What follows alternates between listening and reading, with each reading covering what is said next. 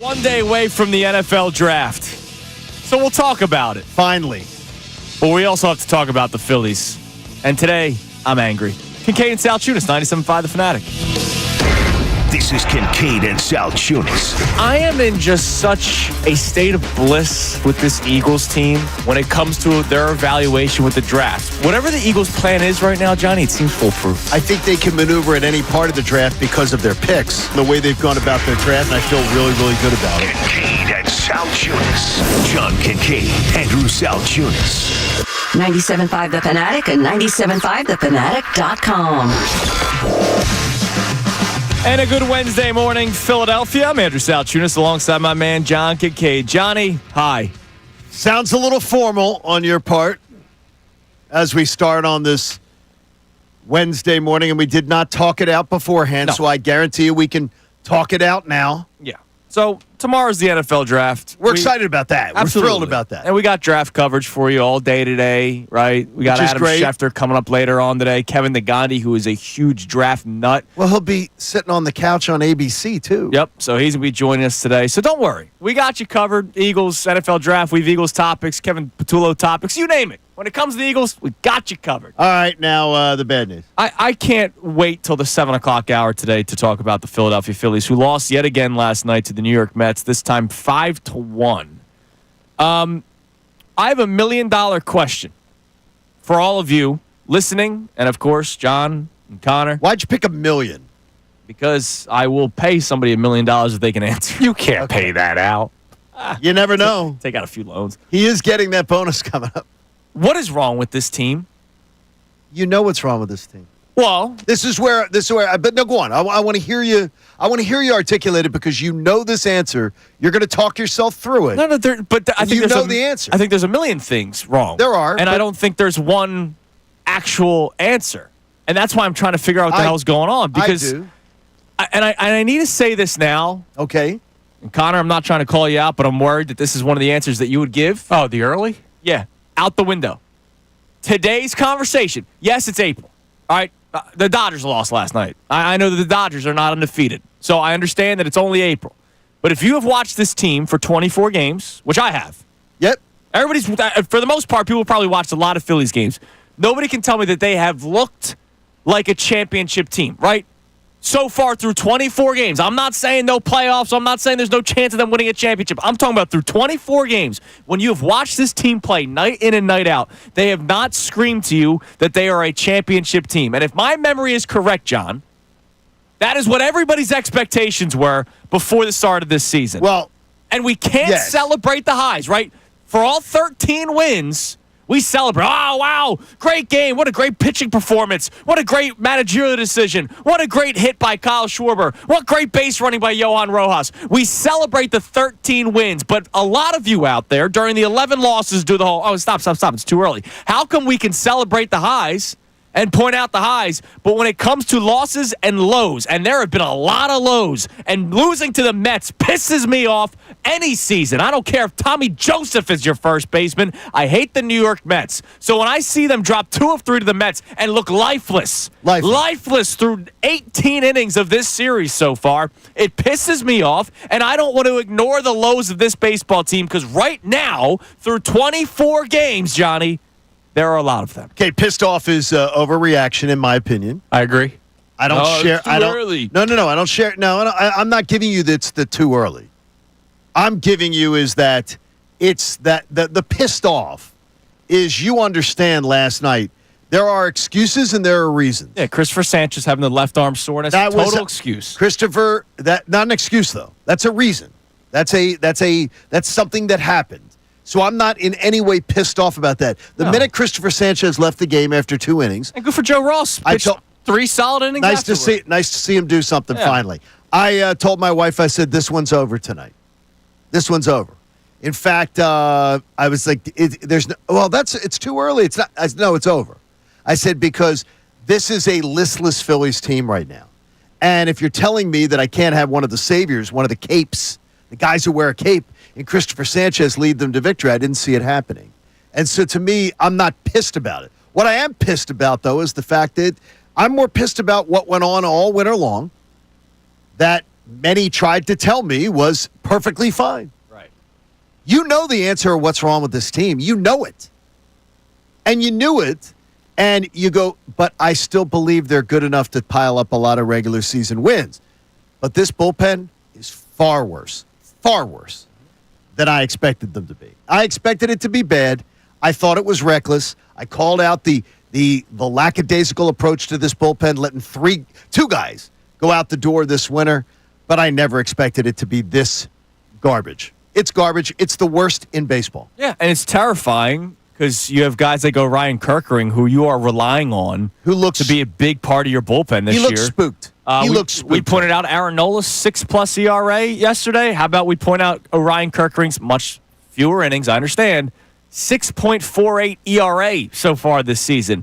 The sneaky pickup of Carlos Hernandez, who they picked up right before the season ended. His ERA is over 7, almost at 8 this year. It was sneaky. It was sneaky, all right. Real sneaky. So, look, I understand that it's April, okay? I am a baseball fan. I love the sport. I know that it is a long season. I've watched this team start season slow and still get to the World Series. Two of the last 3 years you have. I'm not writing them off, but it's optics.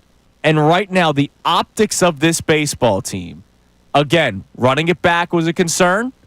The bullpen being imploded was a concern. Not having some sort of right-handed pop bat was a concern. Okay. So you're saying all the things that you knew in the offseason. Yeah. That we talked about in the offseason that we were told, don't worry about it. 24 games. This team's so talented. They won 95 games last year. Through 24 games, they've come to fruition. And more importantly, though, in the whole grand scheme of things is, Andrew, is that right now, this team reflects its leadership. It's no urgency, no fight to them right now. And over the long haul, that can pay off. But in the short term, it can also be what screws you over. Well, you don't think like maybe... But I am not this morning. I refuse on April the 23rd to be like, okay, season's over. This is terrible. No, I'm not this saying team is bad. And I know you haven't said that. I know you haven't said that. Because we got a tweet. I already answered that. Yeah, we got a tweet this morning. Are you ready to say they're not going to make the playoffs? No, I'm not. No. I'm not. I'm not on there April yet. 23rd. But I am there to say, I wish that I'm not the baseball man that Dave Dombrowski is. Right. But my plan of an offseason would have been a hell of a lot better than his. And I'm not a Major League Baseball general manager. I'm not a president of a club. But my plan, little nobody me, would have had a better plan for this offseason than Dave Dombrowski is, and it's playing out right before our eyes. So can anybody today answer the $1 million question at 610-632-0975? Well, Mr. Middleton's not paying $1 million. What the hell is wrong with this team? And I need the answer to go out the window if it's early, right?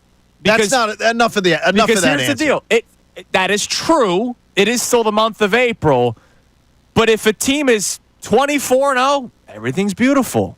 If a team is 0-24, I don't care if it's early. You're going to point out that there's issues with that baseball team. They are a 500 baseball team. They've been playing 500 baseball since the London series last year.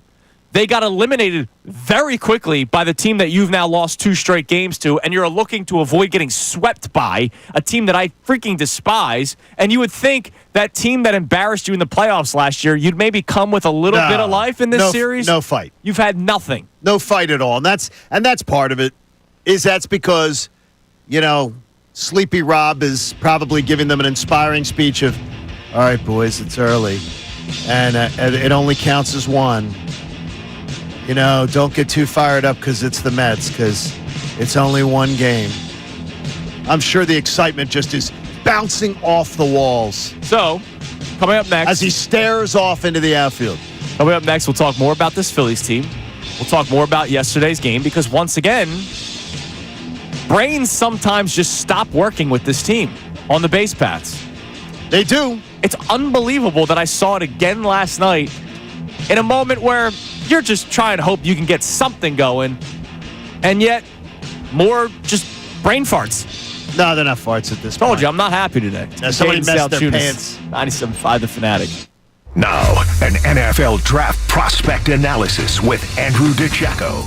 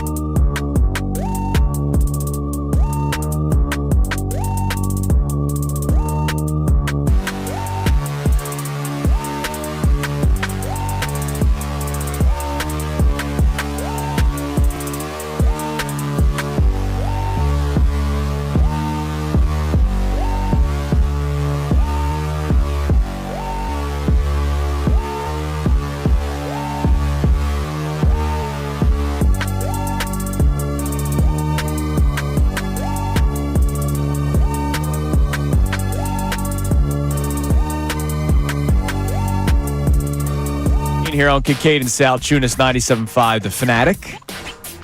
Oh, I had my outburst to start. Do you feel any better because of that, or does it scare you that Connor and I are on the same page about something? Does that make you even more unnerved? Because we're on the same page. I can't. Well, you just said you can't be pissed off, which I can't be pissed off that's about. fine that you're not there, but you realize that there are issues with this baseball. No, and that's why I don't want to hear, and I agree with you 1,000%. I do not want to hear from anybody. It's early, guys. Yeah. It's early.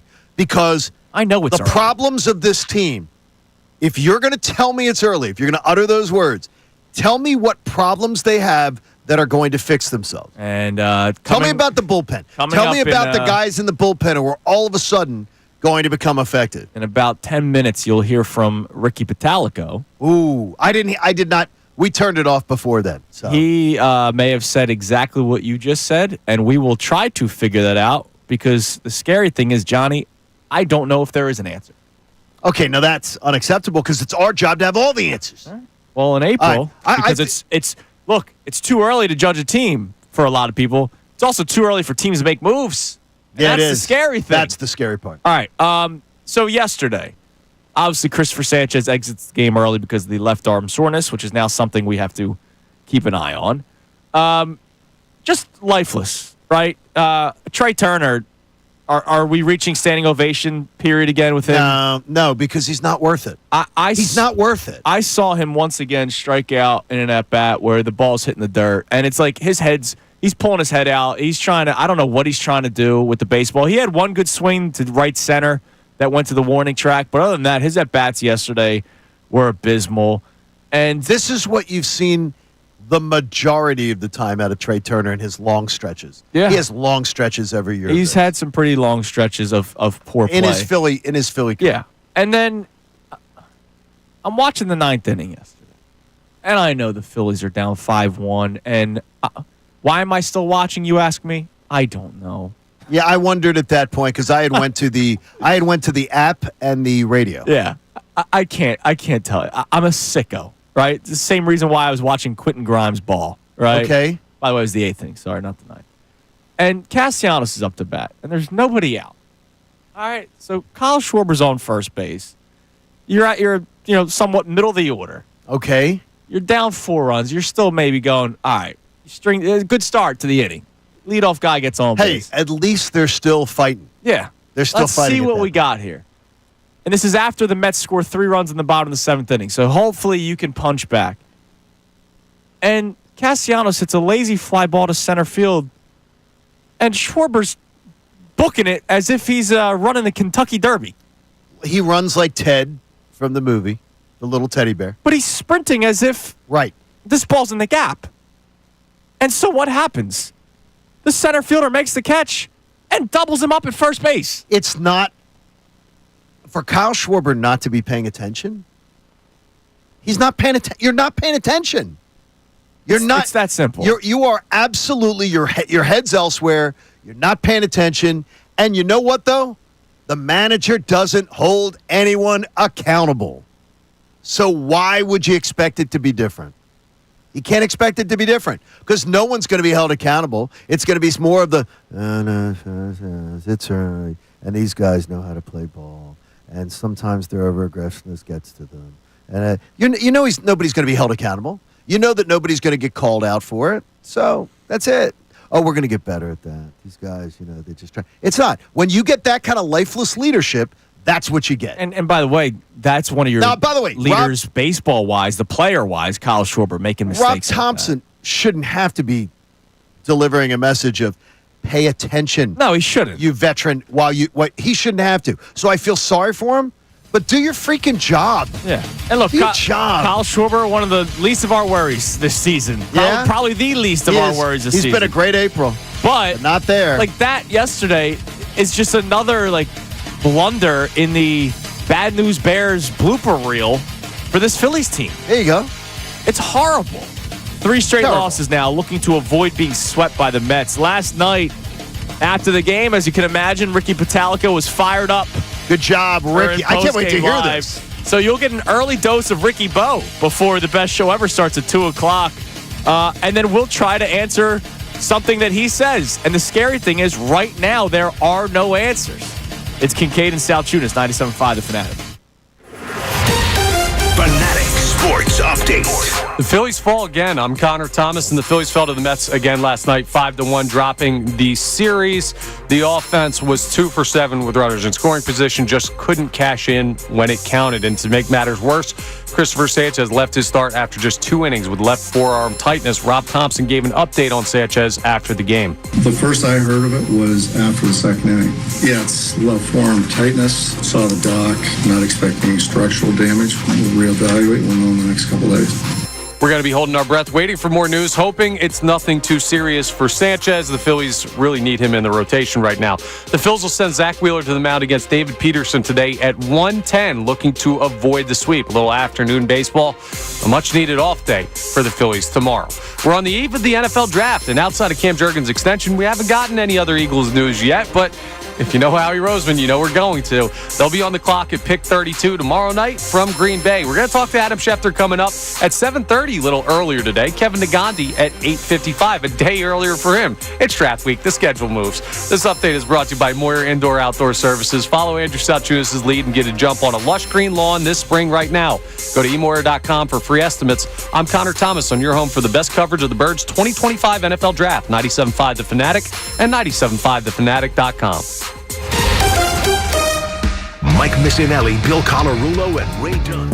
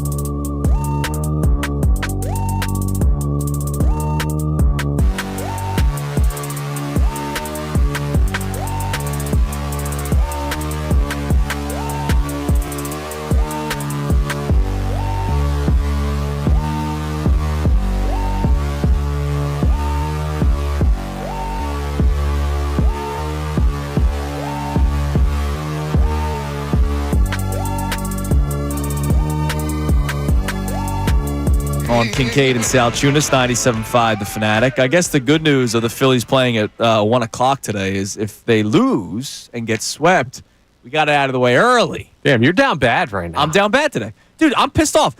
The Mets are the team I hate the most out of any sport, right? So, like, I don't sugarcoat it. Like, it pisses me off more that it's the Mets than any other team.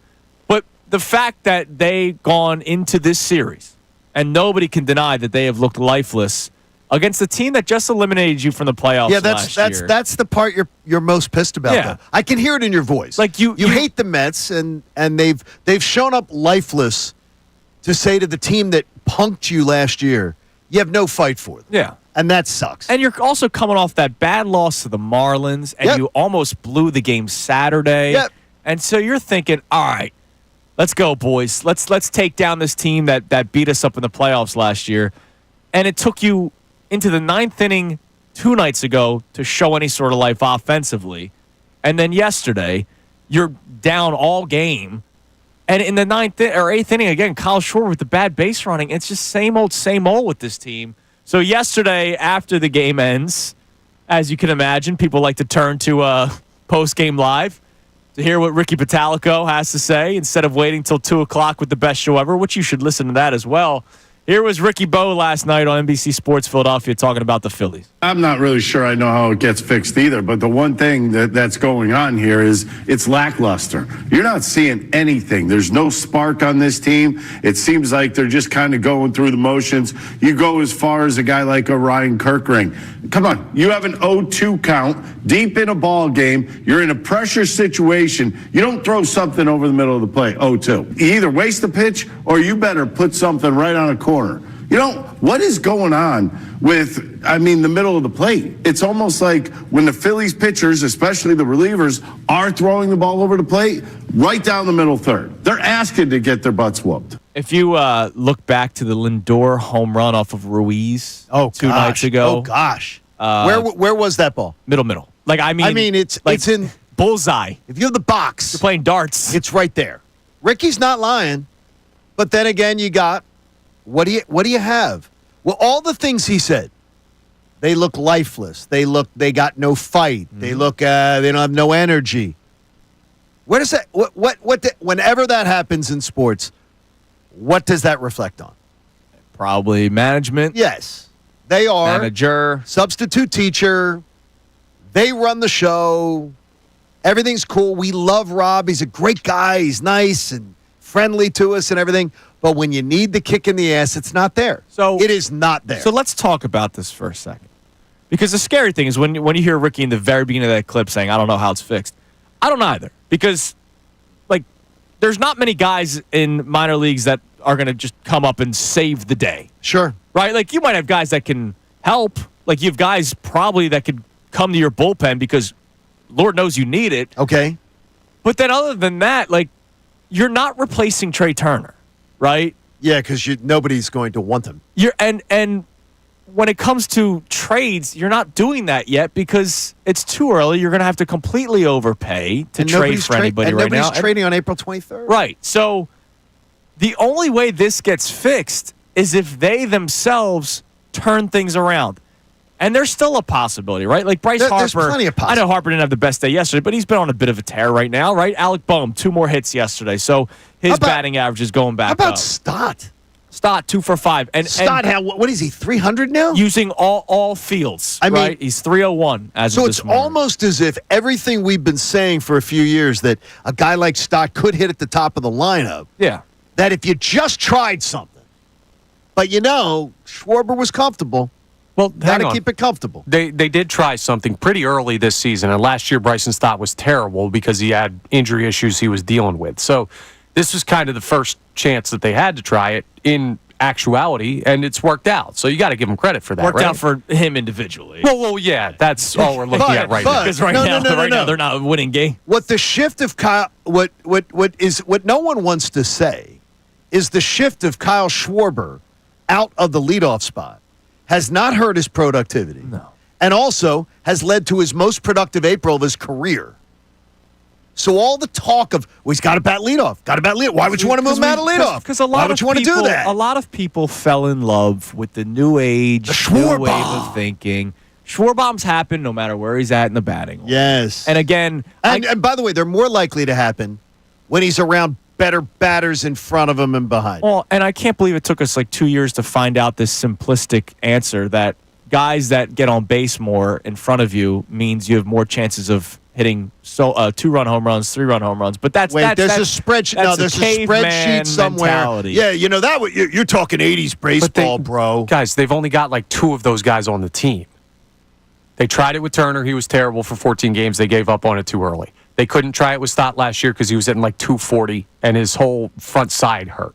Like, they got the opportunity to try it this year because they had guys struggling, and it's working for that guy, and Schwarber now moving down looks good. So they got it was always going to look good for Schwarber. Trey but Turner, I get what you're saying at the leadoff spot, but it was always going to look good for Schwarber. Trey no Turner one's complaining about where Schwarber's batting right now. Trey Turner's screwing this team over. It's bad. And it's terrible. He is atrocious for what he is being paid. He is absolutely atrocious. And I don't know. Like, there's nothing you can really do, and that's the scary thing. And so, well, in 8 years, 9 years, you might be able to be out from under him. Right. So then you bring up Rob Thompson and maybe the lifeless manager at times, right? Sleepy Rob. Wait a minute. At times? When is he not? You're right. All the Seriously. time. Thank you.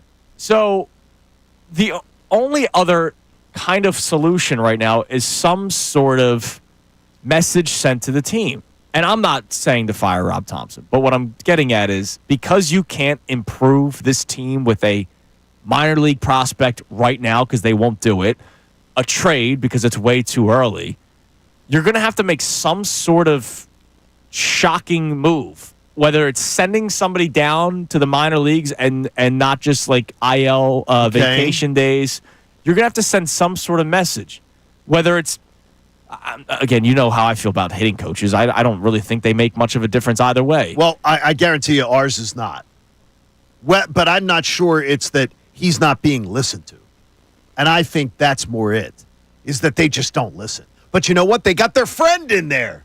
They got the friend. They got the guy that Bryce Harper handpicked. They got the guy that Trey Turner's buddies with. So you don't want to, and Schwarber likes him. So you don't want to touch that because they're friends with the guy and they love him. It's so ridiculous. It's so freaking ridiculous. When you let the inmates run the asylum, which, by the way, the Eagles do not. When you let the inmates run the asylum, this is sometimes what you get. And right now, I don't know what the answer accountability. is. Connor, other than it's early, what's your answer for today's discussion of the $1 million question of what the hell's wrong with this team? I think I have a pretty good answer, to be honest with you. All right. I think they're in a crisis of identity. And I think it's understandable because the fan base kind of is too. Now, the fan base is much bigger of a group of people. So there's a lot more opinions on what is what and everything. But when you look at the team, could you just imagine you played for the Phillies right now and what has happened over the past 4 years? You think you're an awesome baseball team. You have postseason success. You go to the damn World Series. You go to the NLCS, and yes, you came up short, but hell, you're winning more regular season games every year. So if I'm a player in that locker room, my baseline thought is, we're really good. Like, I like what we're doing. We've just got to cash in when it counts. And then you have to get told, well, the approach has to change. And you're supposed to buy into that because that's your job as the player. Is like, okay, we haven't won. Maybe the change in approach will get us there. But you're fighting this internal battle as a ball player saying, what we've done has worked to a large extent, but not gotten us all the way. Now we're changing something that worked on faith that it will help us later on in the season. It's very hard for these guys to figure out how they need to play to win it all because what they've been doing has been playing good baseball and it hasn't been good enough. And it's very hard for them to change off of approaches. We talk about it with like Castellanos all the time. And the I don't look at film, right? And your argument, Andrew, has always been, well, that's just kind of what he does and it's worked for him to this point. Right. How much has it worked? Well, He's had a very good he's a multi-time All-Star. He was our best hitter last year. Yeah, and even before the Phillies, he's had a tremendous. But part of what you're doing with some of these players is telling them what's worked for them throughout their career is something that they have to change to get to the World Series. And I don't know that they're comfortable with, like, we've seen a different approach and they bought into not swinging outside of the zone, but is that the team that they want to be? Is that the team they believe themselves to be? Well, Trey Turner's still swinging outside the zone, so I mean, we're on different pages though. Like is it, and just the way we look at things though. And Connor, I think that was a pretty good explanation about probably what's going on. Right. I think you're probably pretty close to what is going on. And their you job's you might make $1 million. Their job's to overcome it, though. But like, I don't look at a tremendous career for Nick Castellanos. Like, I look at he's a good Major League Baseball player. And more importantly, I think he's been arguably one of their better players since the beginning the beginning of last year. Yeah. He's been the one of their better baseball players. But overall, the idea of approach at some point, I guarantee you it wouldn't. Now, it's a different sport. It doesn't fly in every clubhouse. It wouldn't fly in every pro sport where it's just, I'm going to do my own thing. I'm going to do what I want to do. I'm going to prepare my way. Oh, what? Well, then Schwarber, I'm going to do what I've always done. And Harper, I'm going to do what I've always done. And then you got a bunch of guys who are then doing exactly what they want to do, not what the team needs them to do. Individual team sport, baby. It's tough in baseball. And some organizations do it a hell of a lot better. A lot better. You also don't want to be thinking too much in the box. I get that, but still, it's I don't think this team is deep thinkers, Andrew. I think their performance shows you this is not a group of Mensa. This is not a group of smart baseball players. And I've said that for years. Yes, you have. This is not a smart clubhouse. All right, coming up next, we'll hear from you at 610-632-0975. The $1 million question of what the hell is wrong with this baseball team. And if you just want to vent, I went with pea and vinegar to start the show. It'll probably come back out of me again later on. But next segment's for you is Kincade Salciunas 97.5 The Fanatic. Now, an NFL draft prospect analysis with Andrew DiCecco. The Eagles hosted...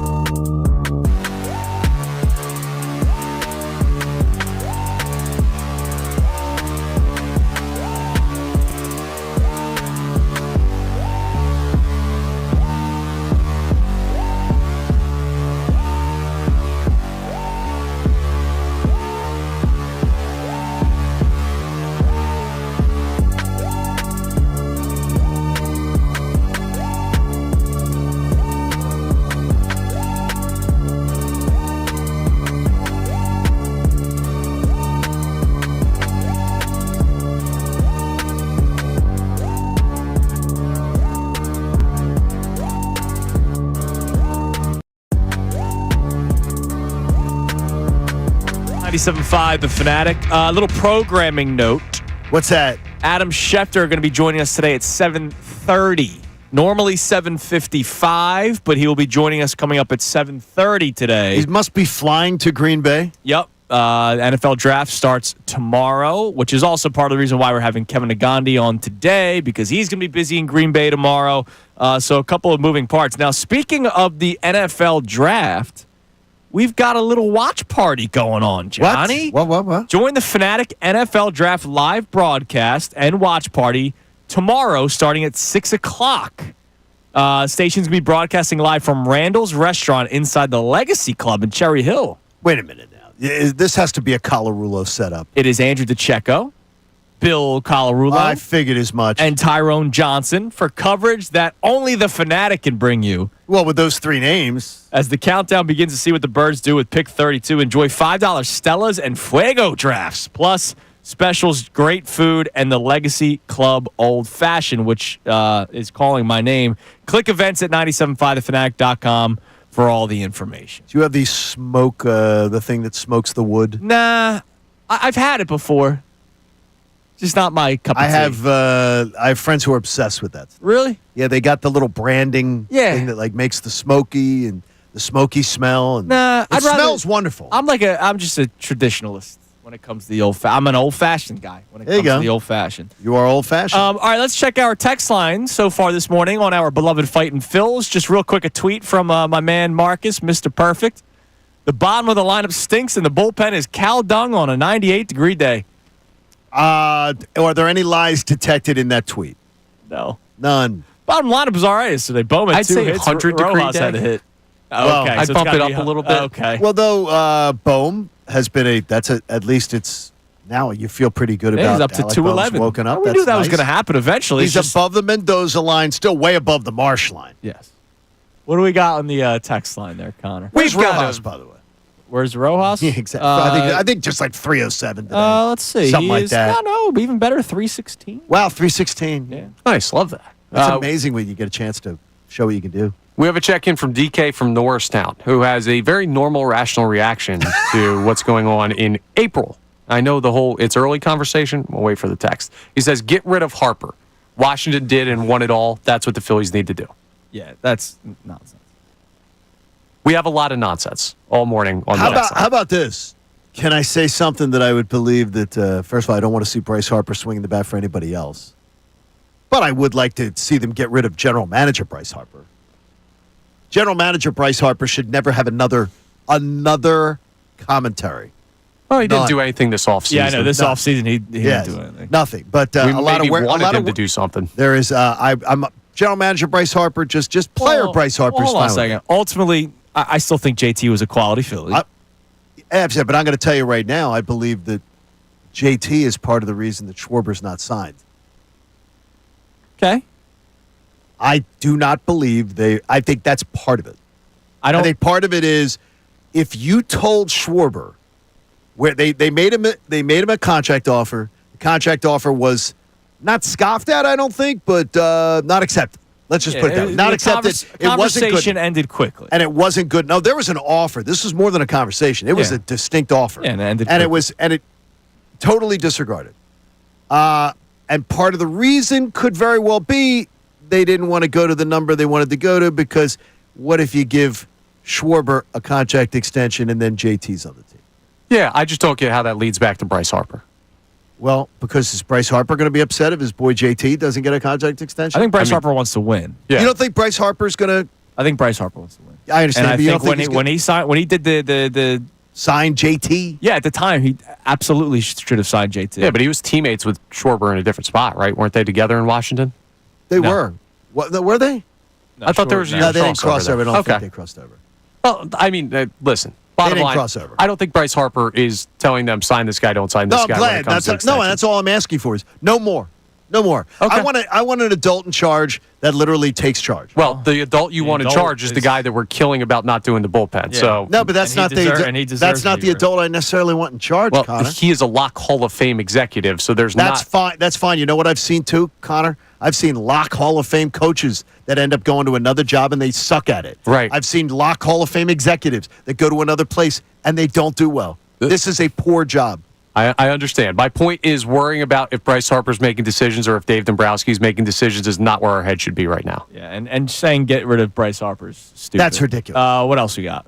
We have a check-in here. No name on this one, but they say, spot on, John. Sleepy Rob with a crooked smile is the problem. No fire. Bring in a fiery veteran like Larry Boa or Joe Madden. We're done. No, we're done with that. I love Larry. We're done with that. And I'm tired. Like, we were just joking around before the show started about the, hire Seth Joyner to be the defensive coordinator. Like, enough of this, okay? Like, I love Seth Joyner, too. Enough of he should be the defensive coordinator. Remember Deuce Staley? Yeah, well, yeah. Got to bring in Deuce. Oh, that was different. People just thought he was going to be a good head coach. Which Really? He's just, I told you that would never happen.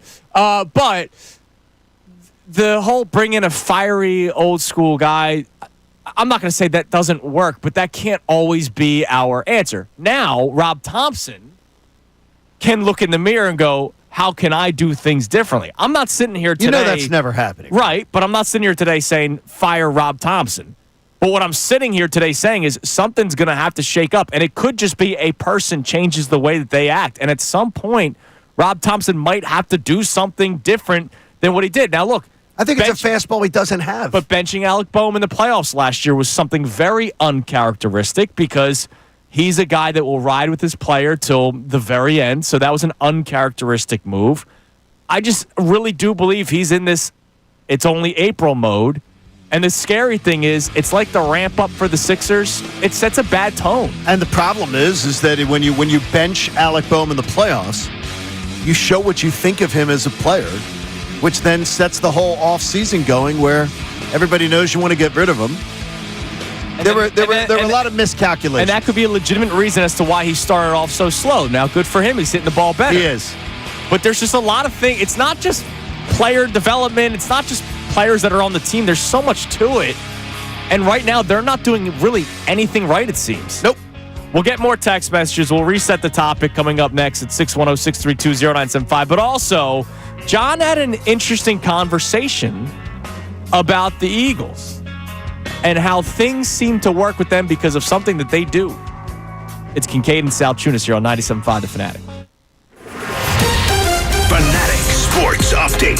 Some scary news on Sanchez. I'm Connor Thomas, and the Phillies fell to the Mets again last night, 5-1, dropping the series. Now one more game still to go. But we got some scary news on Christopher Sanchez, who left his start last night after just 2 innings. The report is left forearm tightness. Rob Thompson, he gave an update after the game. The first I heard of it was after the second inning. Yeah, it's left forearm tightness.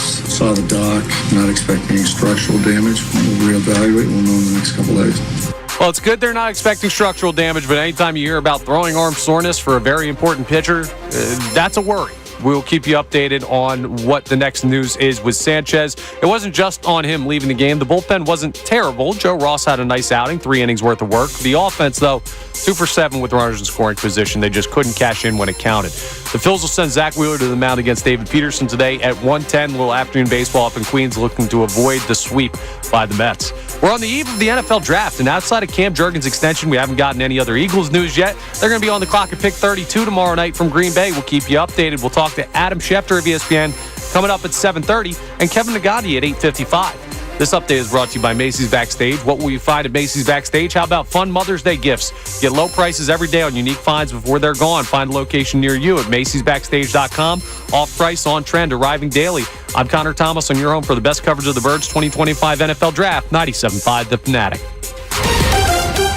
Vacation? Business trip?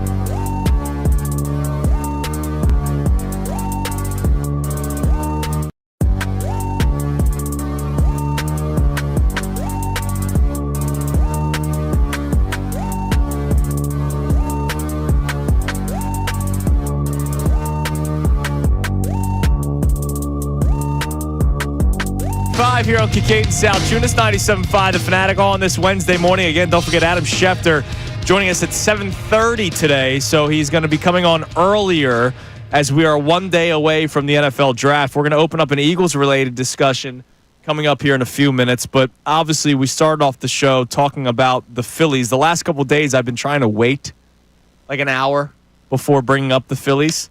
Monday morning after the horrible loss to the Marlins and 2 days after the almost implosion. Fortunately, they won that game. Yeah, they did. And, and I was told not a big deal. And then yesterday... Not a big deal that they almost blew that game. Yesterday, we waited an hour to react to the lifeless performance until the top of the ninth inning. And today, I couldn't wait.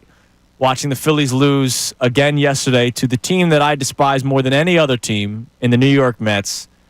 And do you think that's really what's behind your anger this morning? It or doesn't do you think help. It's absolutely. But if this was the Kansas City Royals, you'd be pissed. But you wouldn't be this. But here's the thing: it's not just the fact that it's the Mets, and like it's the 2025 Mets following the 2024 Mets that beat you in the playoffs last year. Like if this was 10 years ago, yeah, I hate the Mets, but okay. I gotcha. This is coming off of the series in which they embarrassed you last year. I know the Phillies won one game thanks to Nick Castellanos. Nick Castellanos single-handedly. Like that's the only reason why you won one of those games. You're coming off of that playoff performance, and this year you're supposed to have this attitude, and this is the year where you're going to band together because this could be the last hurrah. So we're going to do whatever we can, and you come out the gate hot, right? Nice couple wins. Then you beat the Dodgers, take 2 or 3 against the Dodgers. Sure. And then you have the bad series against the Giants. Even though you split, it wasn't like a great series. It was a bad series. Though. Then, even though you won the series against the Marlins, there was still some dicey stuff that went on in that series. And you go into the series against the Mets in New York, and maybe you can make some sort of statement, and you've looked lifeless. Your offense has looked lifeless in 17 of 18 innings in this series. Because of the fact that you just there's no energy from this team. They have none. And they had 8 hits yesterday. It's not like they're not hitting the ball some nights. Like they had 8 hits yesterday. But again, 2 for 9, I think, in the runners in scoring position. Bunch of guys left on base. Kyle Schwarber with the bad base running in the 8th inning yesterday. It's constant. And here's Bobby on Twitter saying, just like the Eagles have Gilly the Kid to inspire them, the Phillies are obviously missing Garrett Stubbs.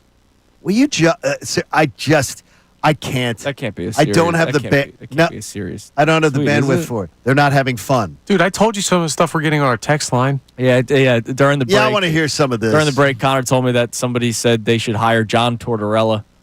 I'm hoping that's more of a joke tweet. I think it is. No, but I think it's the idea is that you look, the Rob Thompson thing, what Rob Thompson does as far as making people feel really comfortable and creating a positive work environment and everything, all is true. Like it's all there. It's true. But when a team needs a kick in the ass, this is the worst type of manager to have. The worst. And right now, if they don't turn this thing around, it might be too late. The way the National League is shaping up, it might be too late because you can't just putz around for months and say, well, we're going to turn it around later. Because some teams that you maybe didn't think were going to be, you thought were going to be mediocre or bad, aren't going to be. Well, and you're putzing around right now. And they are. You're listening to 97.5 The Fanatic, WPEN HD1, Burlington, Philadelphia, BZ Media Group station, broadcasting live from the Comcast Business Studio, powering possibilities. Give us one more text message, Connor. And then John had an interesting conversation yesterday about the Philadelphia Eagles. But what do you got on the text line? All right, so we have a check-in. They say the problem with this team is they're coddled too much. Rob doesn't discipline them enough. It took the players telling the daycare to grow up when it should have been Rob. We can hate Girardi as much as we want, but he wouldn't stand for any of this. No, he wouldn't.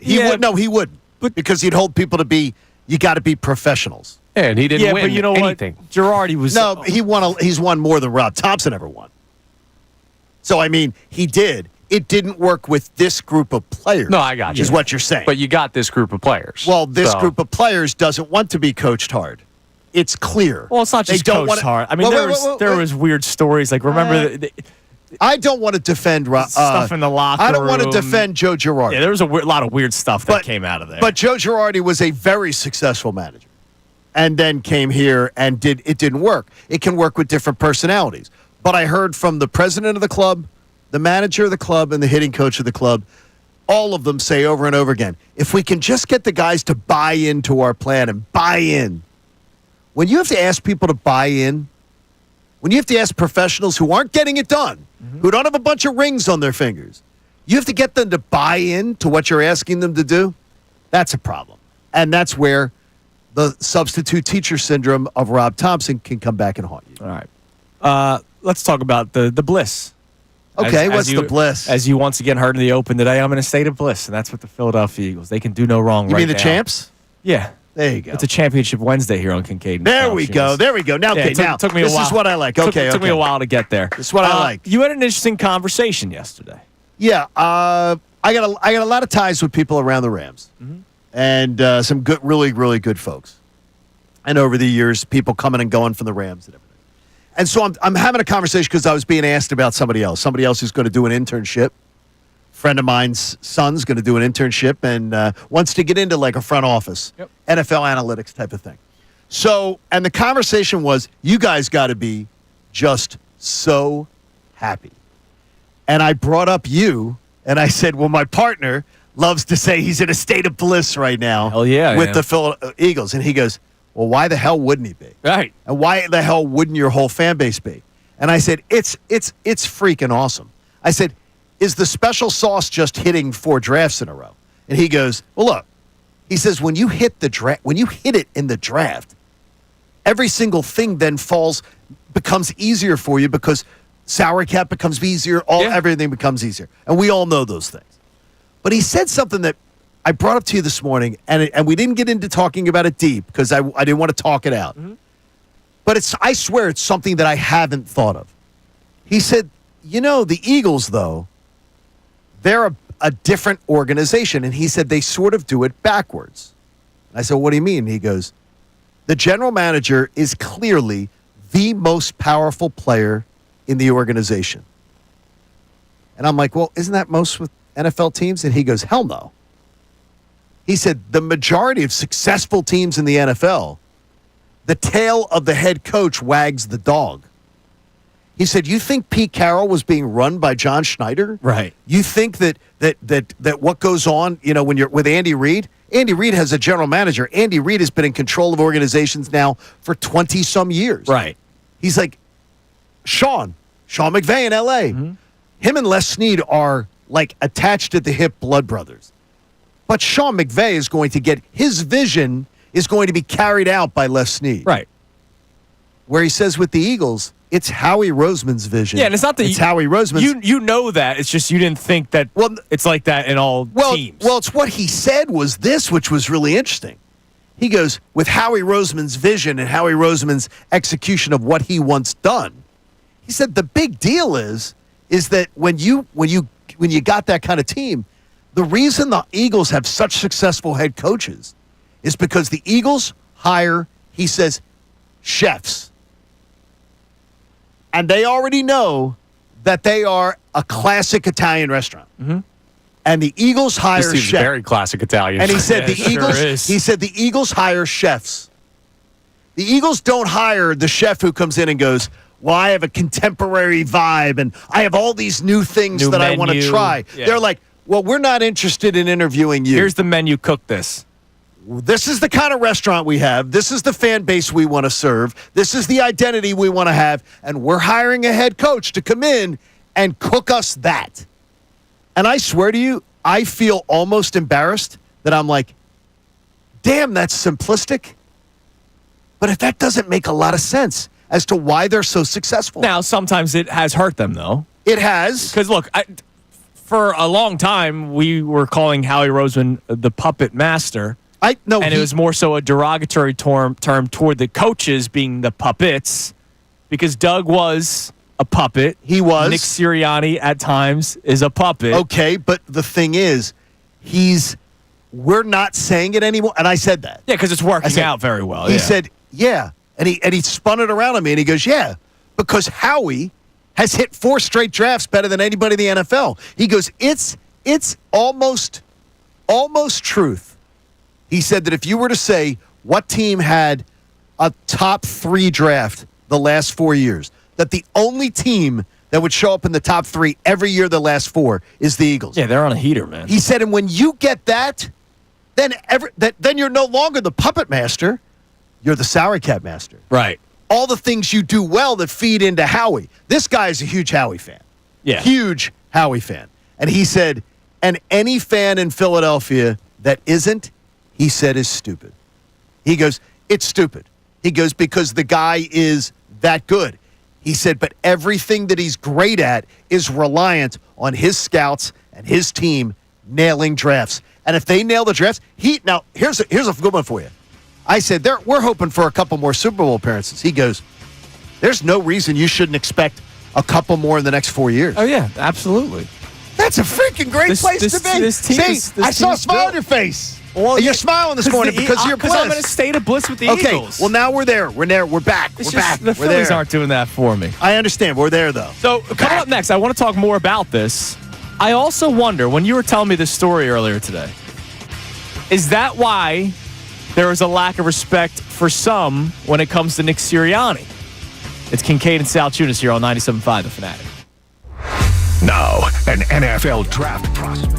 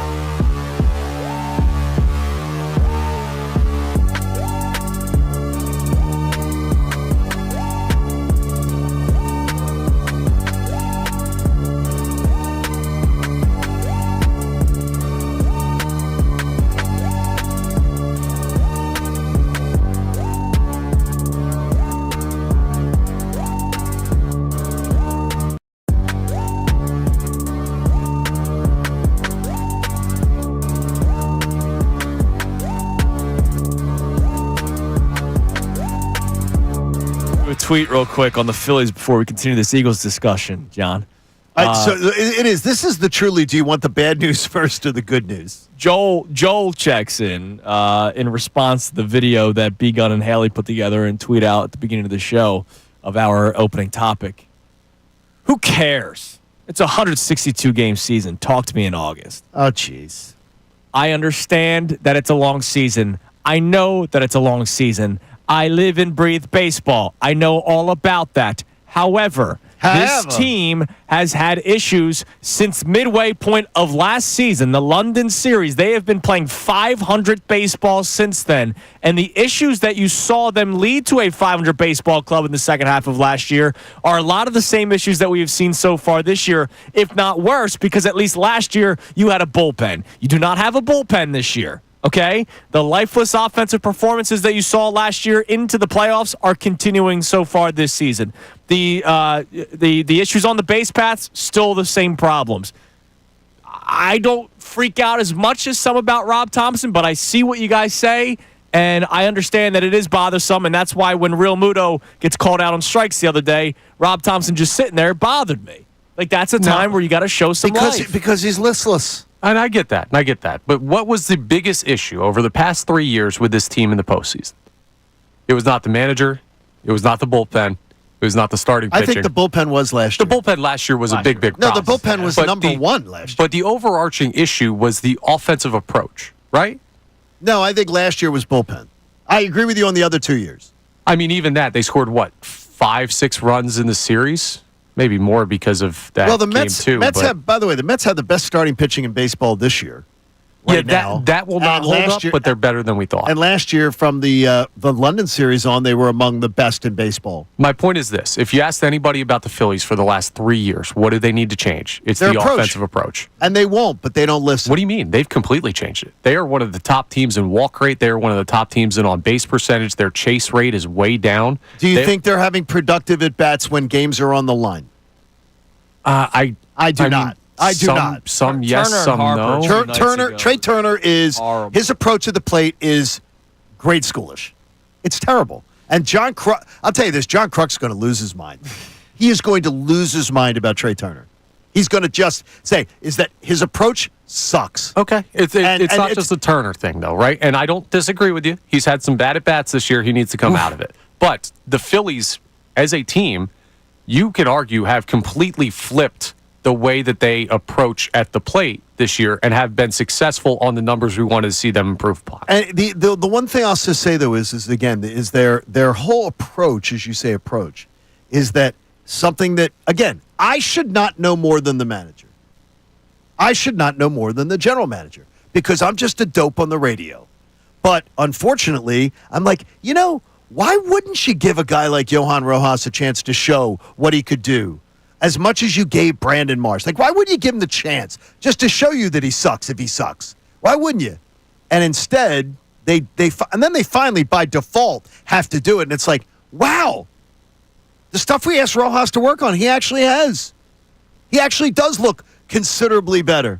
Like, why did that take a Marsh being 0 for a month for the manager to go, we asked the kid to work on things, and here's what we asked him to do. He went in the winter leagues and did it. He was a literal MVP in his winter leagues. Okay. And then now, but we weren't going to give him a chance. Hang on. You're saying, why didn't they do this? We got mad because they gave Trey Turner, 14 days at leadoff in the 2023 season? Oh, I did. It was, 16, 17 games before we saw them give Rojas this chance? Yeah, because Marsh, because Marsh was killing his team. Okay. He was killing his teammates at some point. It wasn't like he was hitting just like the lineman going to Sirianni's office. I don't give a damn how they get there. I only care that they do. That makes sense. Makes sense. And this is still for being 24 games into the season, having Rojas playing consistently. I know Marsh is hurt. They have gotten there. We'll see if they stick. And I don't think Rojas is going to be anything more than a 240 type hitter. Yeah, but when it all shakes out, but he's going to give them exactly what this lineup should be able to afford: a slick, speedy center fielder batting at the bottom of the lineup, hitting 240. Right. Also plays better outfield. Correct. Yeah, we hope he gives them that, and it only took him it's not like it took 3 months of Brandon Marsh batting 0 for them to finally come around to saying this. They've gotten to it relatively quickly. Well, because they had to. Because they went to it. Literally, and again, because Brandon Marshall's on one of the most historic hitless streaks in the history of the game. Whether they had to or they chose to, like that can determine how much credit you give to Dave Dombrowski or Rob Thompson for making the move. Yeah. It doesn't change the fact that it's good for the team. I'm not going to necessarily give him credit for playing Johan Rojas because the other guy's hurt. They stumbled into that. I'm not. Just like we're not giving Sirianni credit for completely changing the offense. Yes, that's truth. But they won the Super Bowl. Speaking of Sirianni. Yes. The Howie Roseman conversation that you had, that he obviously, we all know that Howie runs the show, but we didn't realize that it's really just Howie and all the other GMs are obviously a product of what the head coaches want to do. That the head coaches work in tandem, right? Whereas with here the GMs, but here it's definitely the GM is the straw that stirs the drink. Like drastically different than what other teams do. Yes. Is that part of the reason why maybe Sirianni doesn't give as much respect nationally? Because people probably know that.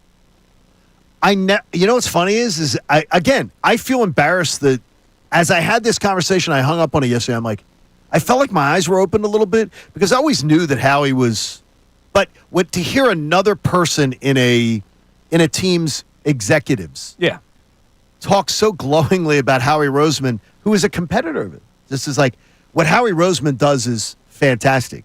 He said, but it's completely reliant on him hitting the draft. Right. He said, but once he hits the draft, it's scary. It's just like the Sirianni thing, right? How many times do you hear the detractors of Jalen Hurts? Well, of course he plays well. Look at what he has around him. There's probably people that go, of course Nick Sirianni's a good coach. Look at who he has around him. And you can make the case that if Doug Peterson listened, Doug Peterson did not. He might still be here, and he stopped listening. That was one other part of the conversation. He goes, Doug Peterson would never have been fired if Doug Peterson didn't let his "I won a Super Bowl." Yeah. Well, and they're my guys. And be like, I'm going to stand up from. And he actually thought this gentleman said to me, he goes, I think Doug Peterson walked in there thinking he was going to win that fight. And he didn't. And he didn't, yeah. That he thought, I won the Super Bowl. I'm going to win that fight. And he didn't. Maybe some people think he should have. I don't. I don't think he should have. Press Taylor should never be the reason why you lose your job. Yeah. And by the way, I totally agree. He lost 2 because of it. Unbelievable. Press Taylor cost him twice. All right, coming up next, we'll check a couple text messages. And then, as we mentioned earlier today, Adam Schefter is going to be joining us. Usually at 7:55. He joins us at 7:30. So we talked to Shefty the day before the NFL draft. Coming your way next. And it's funny, Connor, you got the over-the-top angry texts about the Phillies. I'm now having the stream of it's only April tweets coming in. But you said no early excuse. Yeah, they don't listen. People not listen? A lot of people are not listening. Unbelievable. It's Kincade and Salciunas on this Wednesday morning, 97.5 The Fanatic. Fanatic Sports Update. Another rough night in New York. I'm Connor Thomas, and the Phillies fell to the Mets again last night, a 5-1 final, dropping the first 2 games of the series. The offense, 2 for 7 with runners in scoring position. They had 7 hits. They just couldn't cash in when it counted. To make matters worse, Christopher Sanchez left his start after just 2 innings with left forearm tightness. Rob Thompson gave an update on Sanchez after the game. The first I heard of it was after the second inning. Yeah, it's left forearm tightness. Saw the doc, not expecting any structural damage. We'll reevaluate. We'll know in the next couple days. Not expecting structural damage is good, but having a question about the throwing arm of one of your most important pitchers, that is some bad news. We'll be holding our breath, waiting for more news, hoping it's nothing too serious. The Phils are going to send Zach Wheeler to the mound against David Peterson today, a 1:10 p.m. first pitch, so some afternoon baseball looking to avoid the sweep against the Mets. We're on the eve of the NFL draft, and outside of Cam Jurgens' extension, well, we haven't really gotten any other Eagles news yet, but we're going to on Thursday, as they'll be on the clock at pick 32 tomorrow night from Green Bay. We're going to talk to Adam Schefter of ESPN coming up at 7:30, Kevin Nagandi at 8:55. This update's brought to you by Mercedes-Benz. That feeling of owning your first Mercedes-Benz is hard to believe, but it's real. From the leather stitching to the iconic design, every element of a Mercedes lives up to its reputation. See for yourself at your local dealer. I'm Connor Thomas on your home for the best coverage of the Birds 2025 NFL Draft, 97.5 The Fanatic and 97.5thefanatic.com. Tyrone Johnson.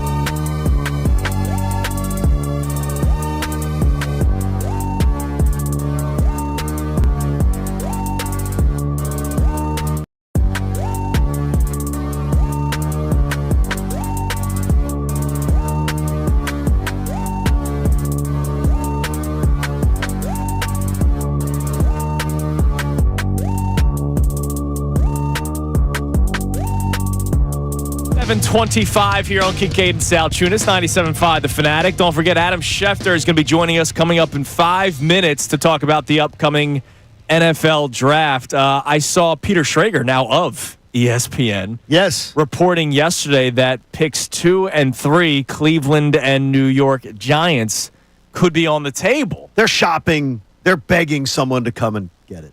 Now, why? All right, I would love to have Abdul Carter if I was either of those teams. Right? Could you imagine Abdul Carter with Myles Garrett? I don't want to see. I don't want to see him on the Giants. Right? Exactly. Now, I get it. Maybe you want the haul so that next year in a better quarterback draft class. Yes. If you're the Giants, you do not need to draft a quarterback this year. You don't. You have Russell Wilson, who's going to lose you games. You have Jameis Winston, who's going to lose you games. You do not need to draft a quarterback this year just because you're desperate to have a quarterback. I saw Schefty, speaking of Adam Schefter, putting out a report that I'll read the tweet for you. He put this out yesterday, and I can't wait to talk to him coming up in a few minutes. At least one team does not have a first-round grade on any of the quarterbacks in this draft.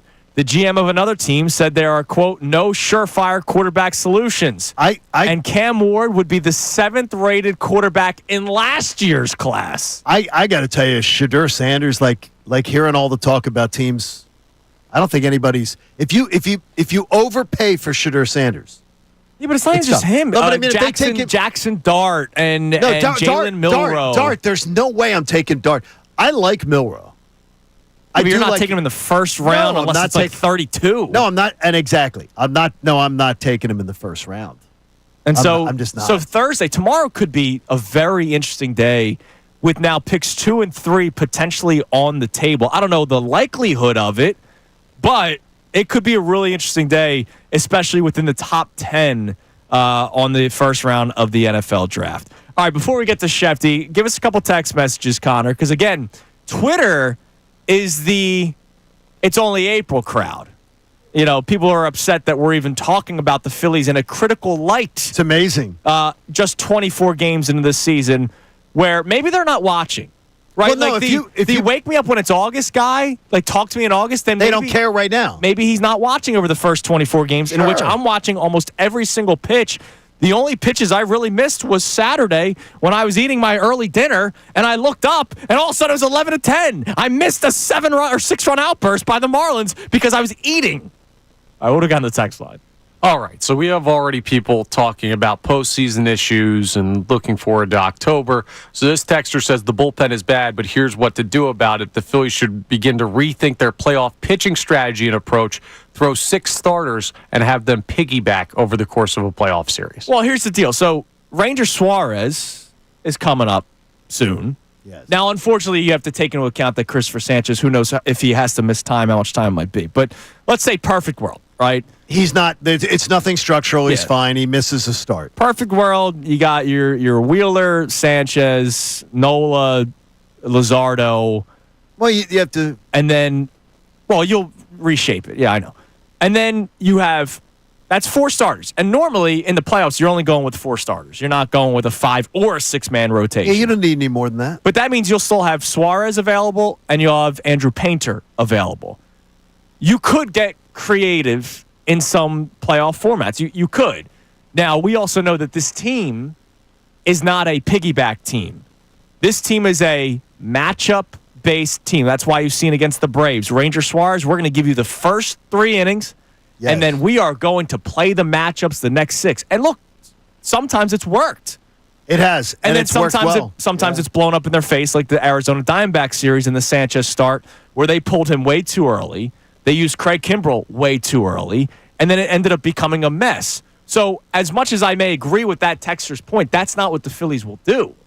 They might use 2 starters in a game, but it won't be for 5 innings for one guy, 4 for the other. And I've seen some things. They're not putting Ranger Suarez in the bullpen, and they're not putting Andrew Painter in the bullpen. Andrew Painter is not a bullpen pitcher, never has been, even in high school. At least not in the regular season. They're not putting him in. Come playoff time, you're going to have to make a decision. I don't believe they're going to do that either. He's never been a bullpen pitcher ever in his life. Well, if they're both really good, you're just not going to not throw the guys. Well, I don't believe that they're going to take their top prospect and say do something like that, and especially do a playoff time. something he's Well, that never might be the time to do it. something he's never ever done in his entire high school, minor All right. league, whatever career. Well, then Suarez and can, Suarez, because could, Suarez has done it. but they're not going to do that with his back issues. The last thing you're going to do is say, "Well, we're going to try to pitch you 3 times this week instead of pitching you on a regular rotation." No, I'm saying come playoff time. No, that's when fine. you're saying, "Hey, we're going to strategically have one guy go 4 innings today, No question. and then another guy's going to go 2-3 innings." That works fine. and that's the piggyback. But that's not till October. Correct. Right. You know what I mean? But they're not doing that with Ranger even coming back with a guy with back Right. issues. Yeah, we're going to get you up and down all week long with back issues. No, you're not going to do that. Like, so when I hear that, that's the it's only April, right? To point out flaws, it's not only April. To start talking about how you're going to handle the rotation in October, all right, it's only April. No, and I keep hearing this. Well, Painter, why don't you bring him up and make him a reliever? He's not a reliever. No. But And he's your future. He could be a weapon. He is your down the future road. one. He is not a reliever, and he's never done that. All right, let's head to the Comcast Business Hotline. Every day in business is a big day. Let Comcast Business get you ready for what's next. He's brought to us by Landis Block. Create your very own jaw-dropping backyard paradise online at landisbc.com. We are 1 day away from the NFL draft, so we know this man's phone is buzzing every Wednesday. The great Adam Schefter joins us. Shefty, good morning. Good morning, guys. What's going on? What's going on with you? We are very excited for this draft tomorrow, obviously because we have no idea what the Eagles could do at 32. They could trade up. They could trade back. There's 5 different positions where they could draft with 32. But before we even get to the Eagles, I saw Peter Schrager yesterday reporting that now picks 2 and 3 could be on the table.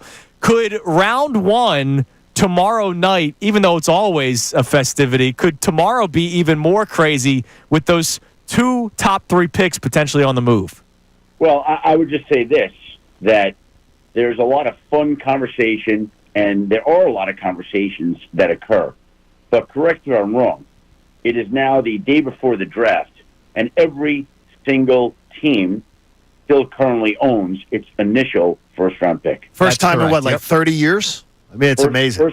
First time since, I believe it might be the first time in the common draft era. That's amazing. Okay, so yes, and by the way, there are a couple of reasons for that, and I talked about this in my podcast this week. Like, the quarterback class is a part of it because they're in the eyes of front offices are not that many great quarterback prospects in this draft in their eyes.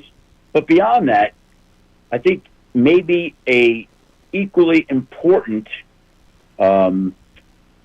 factor in this is the idea that this draft is considered very deep in the second and third rounds. Like, that's the quality of the draft. That's the sweet spot. And teams don't want to give up those picks to move back. And with that being the case, you're seeing them sit right where they are and hold on to those picks that ordinarily would be used as bargaining chips to go up in the draft. They don't want to move off their second and third round picks in this draft. That's where the strength of the draft is. Adam, do you hear teams say that next year's quarterback draft looks like it's going to be a better one, or do you just see teams saying it's not of value this year to be overvaluing these guys in these positions? Well, I think people expect, first of all, next year's quarterback, I don't even know who's in the draft. It's going to be better. I'm just telling you because okay, good. When you get a down draft like this, quarterback-wise, inevitably, you don't get 2 of those in a row. Not with how much college teams are throwing the football these days. It's just not going to happen. Now, again, I know people are all over Arch Manning coming out, and maybe I would guess he doesn't come out. Like, his uncles didn't come out. They value staying in school. There's NIL money to stay in school. Nobody's going to make more NIL money. And if he's enjoying his experience, I don't know why he would go out, but that's a year from now, right? Sure. But yeah, I would think the quarterback class is going to be better, stronger. And I did have a couple teams mention that to me. Last year's quarterback class was very strong. I think there's a feeling that next year's will be at the very least better. Shefty, one of the players that we all kind of have an eye on is Walter Nolan, defensive tackle out of Ole Miss. There's mock drafts that have him going 15. There's mock drafts that have him falling to 32 for the Eagles. And a lot of it is character issues is what's being reported. Right. What do you think is the likelihood of a guy like Walter Nolan, where there is a lot of talk other than just his play, that could have him fall that low into the first round? Philadelphia got lucky on Jalen Carter. It's not going to get lucky on Walter Nolan like that, okay? That's not going to happen. I don't think he's falling to 32. I would expect that he's gone, I would say somewhere in the teens would be my guess. You could just look at the teams that are picking there and the teams that need defensive line help. Like, could you see Atlanta take him? Yes. Could you see Arizona? Yes. Could you see Cincinnati? Yes. I mean, I don't think he's getting through to 32, but we'll see. That's what the draft's about.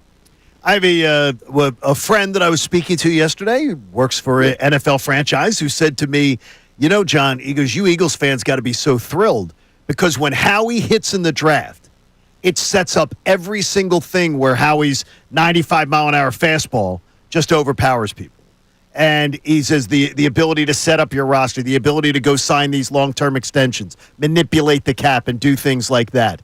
But he also said something, Shefty, I wanted you to comment on, is the idea is that there's no more of an organization where the general manager drives the bus than Philadelphia.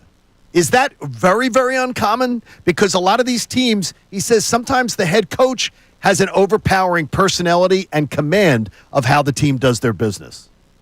Well, look, I would just say this, that the makeup of every organization is different. And we could go through and look at the makeup of each one. But I think with every team, there usually is one dominant figure, be it the head coach or the GM. And, you know, Howie's done a great job through the years, and he's the dominant figure in Philly. Is he the most dominant? I don't know about that. You know, Mike Tomlin's pretty dominant in Pittsburgh. No, but is there another general manager who is more dominant in their franchise than Howie Roseman? That was the point he was making. Yeah, I'm going through the list right now. I'm looking. Yeah, Jerry Jones. Yeah. And we're pleased with that, by the way. Do not change a thing, Dallas. Jerry Jones would be more, but I'm looking at the list of the rest of the league, and there's not one that stands out to me. But that's also in part because of the success that he's had there. You know, last week, I'm glad you brought that up. Last week, you said, are their teams scared of doing it? I said, no, they're going to call. They're not going to shy away from it. But I will say this. They are mindful of his track record, because I did have one GM say to me this week where this guy was talking about moving back and who would come up, and Philly came up, and the guy goes to me, he was joking around. Yeah, we're blocking all calls from the 215 area code into our facility. Well, good thing we also have the 609 and 610. And Howie has burners, I'm sure. You know yeah, that. Exactly. Shefty, for some of us who wake up at 4 o'clock in the morning to do a morning show in Philadelphia, likelihood that the Eagles even pick tomorrow night, and if they do trade back, who are some of the suitors that you could see making the phone call to Philadelphia? Well, again, Andrew, you're stuck on the trades. And we're going to get trades. I mean, because it's just a natural byproduct of the draft, and inevitably certain guys will be in certain spots and teams will want to move up. But I just want to point that again. No trades so far. And I got to go through and count the number of trades that we've gotten in each of the last 4 or 5 years. I'll do that today. But I would predict right now that we get fewer trades tomorrow night than we've gotten in other years. And so could the Eagles, or the chances the Eagles are going to be at 32? Probably pretty good. A lock? No. Could they move out? Sure. Would there be a team that wants to come up to their spot? Probably, well, the Giants, oddly enough, they're at 34. Mm-hmm. And so, if they want to get in front of Cleveland, but we don't know if, one of those is going to move up in the first round. Look, here's the deal. You got the Browns at 33, the Giants at 34, the Saints at 40.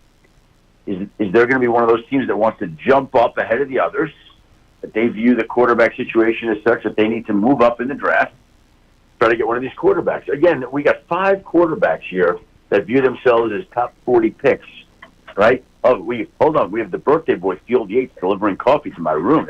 Field Yates, he was just on The Fanatic yesterday. Yeah, with the Mike Missanelli show. How about that? That's nice of Field to do that. He's already gotten a workout in, I'm sure. Yeah. He's delivering it, and he's doing it on his 18th birthday. He gets his 18th. Hey, warn him about girls, because they can be your downfall, Adam. Yeah, hold on. I'm going to talk about the Birds and the Bees show after the That's awesome.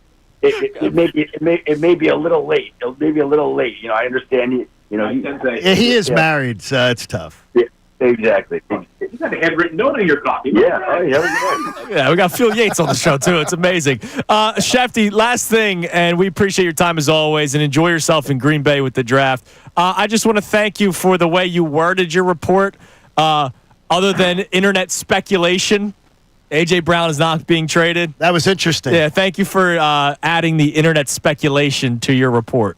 Well, how should I have phrased it? No, I think you did well. No, I think you did because we laughed at the internet speculation. So you know, the funny thing about it is, it was just a throwaway note at the end of the college. I'm like, a couple of times it came up. Like, I was at where was I on Saturday? Where was I on Saturday? Hold on, let me tell. God, I'm losing my mind here. I was somewhere Saturday. Where the hell was I? The grocery store. You don't even know where you were on Saturday? It's not that long ago, Pop. But this is why I keep a journal to remind me of these things, because I can't remember anything. Saturday, where was I? Anyway, I was somewhere Saturday, and I had a couple of people stop me. Oh, I know where I was. I went to my in-laws' Easter brunch on Sunday. Oh, okay. There it was. Yeah, that's what it was. And I had a couple of, it's in New Jersey, and I had a couple of people stop me, and they're like, Eagles trading for A.J. Brown? Oh, or the Patriots? I'm like, geez, I gotta address this. Like, if I stop twice, I gotta put a stop to this right now. And so I texted my editor, Dane Beavers. I said, hey, you know, the draft intel, just in the quick hits, just put in contrary to internet speculation. The Eagles are not trading A.J. Brown. And he said, will do. And that was it. Yep. And that's why we didn't waste our time talking about it, at least on this show. Shefty, we appreciate the time. Thanks, as always, Adam. Man. We'll talk to you again next week. Gentlemen, appreciate you. Have a great day, great week. Enjoy the draft, and should be a fantastic week. You enjoy Green Bay. There's nothing like it. There is that is true.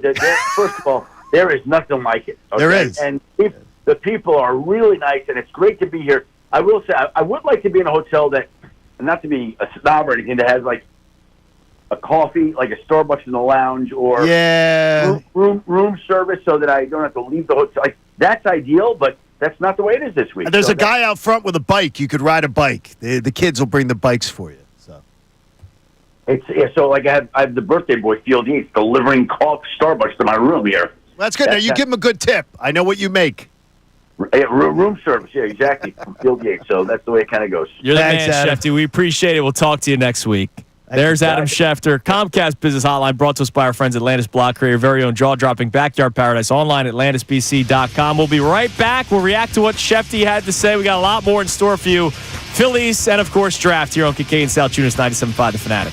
Now, an NFL draft prospect analysis.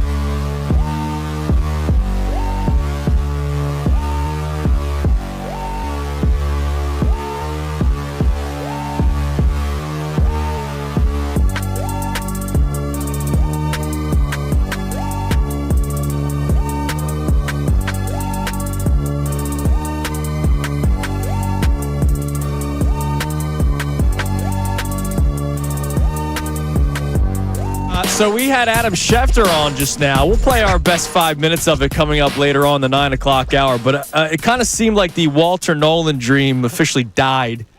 Talking to Schefter, I think it died. He has teens. He has teens. Where Walter Nolan goes. Well, like in what, the 18, teens. maybe 17, something like that. So even if the Eagles loved him so much that they wanted to trade up, I can't imagine them climbing up halfway through the first round. By the way, him. some of the character issues with him seem like the same crap that was being thrown at Jalen Carter coming out of college. Okay. And Jalen Carter had that horrible incident on his resume, which Walter Nolan does not. And I saw reports somewhere that they're not worried about the Eagles specifically are not worried about the character. No, because I think they reported character issues. They do their research. Yeah, Big Dom will sit him down. Well, and that's a big part of it too. They do their research. So yeah, but it seemed like that kind of died. Yeah. Now, exactly. Bringing up the trade again, Shefty almost made it seem like 30. He said it's not a lock that they pick at 32 because nothing's a lock, but he made it seem like there's going to be very little movement. That's what it seemed like in the first round of this draft. Well, nobody. You have to have something tantalizing that somebody wants to bite at, right? And if you're at the top of the draft, like right now, if you're talking about the biggest guys at the top of the draft, there once you get past the brand names that are in the palm of your hand, then it's a whole lot of the guy could go 6, the guy could go 14, guy could go 12, guy could go 19. Shefty said Shedeur Sanders last week 3 to 21, and that's a big range. And Andrew DiCecco has been telling us this stuff for months. Oh yeah, absolutely. And now it seems like a lot of the national media is coming around to it. I think Shefty's been onto it because he's talking to people. Yeah. So. And then really the only thing with 32 in terms of like the tantalizing want is that 5th-year option. I mean, that's really what it comes down to, right? So sure. Do you like Jalen Milroe enough to trade up so that you have that extra year of control? I absolutely would. If I was an NFL team, I'd take Jalen Milroe over Jackson Dart. So having watched both of them play extensively, I would take Jalen Milroe every time. Not one time, every time. Yeah. But if I was that sold on him too, then I absolutely would want the 5th-year option with a quarterback. Right. Because it just extends the Brock Purdy era. You would have had that extra year of Brock Purdy if you're the 49ers. You wouldn't be under the same pressure. And it gives you more of a window to win with a young quarterback if you can win with him. Right, absolutely. By the way, speaking of Andrew DiCecco, he's going to be joining us tomorrow from 8 to 10. Can't wait. And Friday from 8 to 10. So DiCecco will join us tomorrow for 2 hours to preview day 1 of the NFL draft. Friday to react to day 1, however, to also preview the 2nd and 3rd rounds because DiCecco, that's when he starts getting actually excited. Rounds 2, 3, and then, of course, Saturday, rounds 4 through 7. Dude, Saturday morning early birds. That's his Christmas. If you're a football geek, and I say that very, lovingly towards him. If you're a football geek, you will absolutely love Saturday morning with Andrew DiCecco. Early birds is great anyway, but early birds on the day of the 3rd round of the draft, it's his favorite day of the draft. Yeah.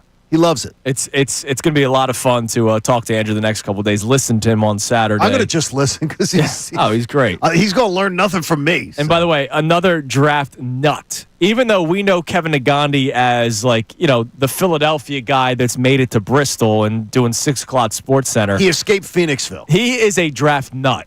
He loves college football. So Kevin, we wanted to have him on today because we know he's going to be really busy preparing for the draft tomorrow, and he's going to be in Green Bay.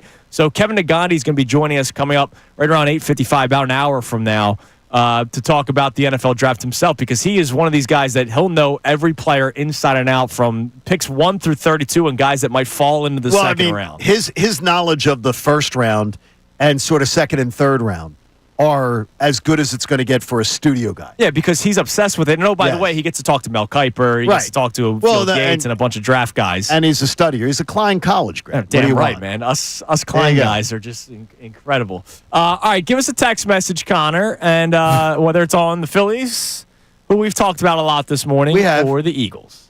So we have a texter here who's trying to say that the Phillies, they're starting to think they're the Cowboys of Major League Baseball.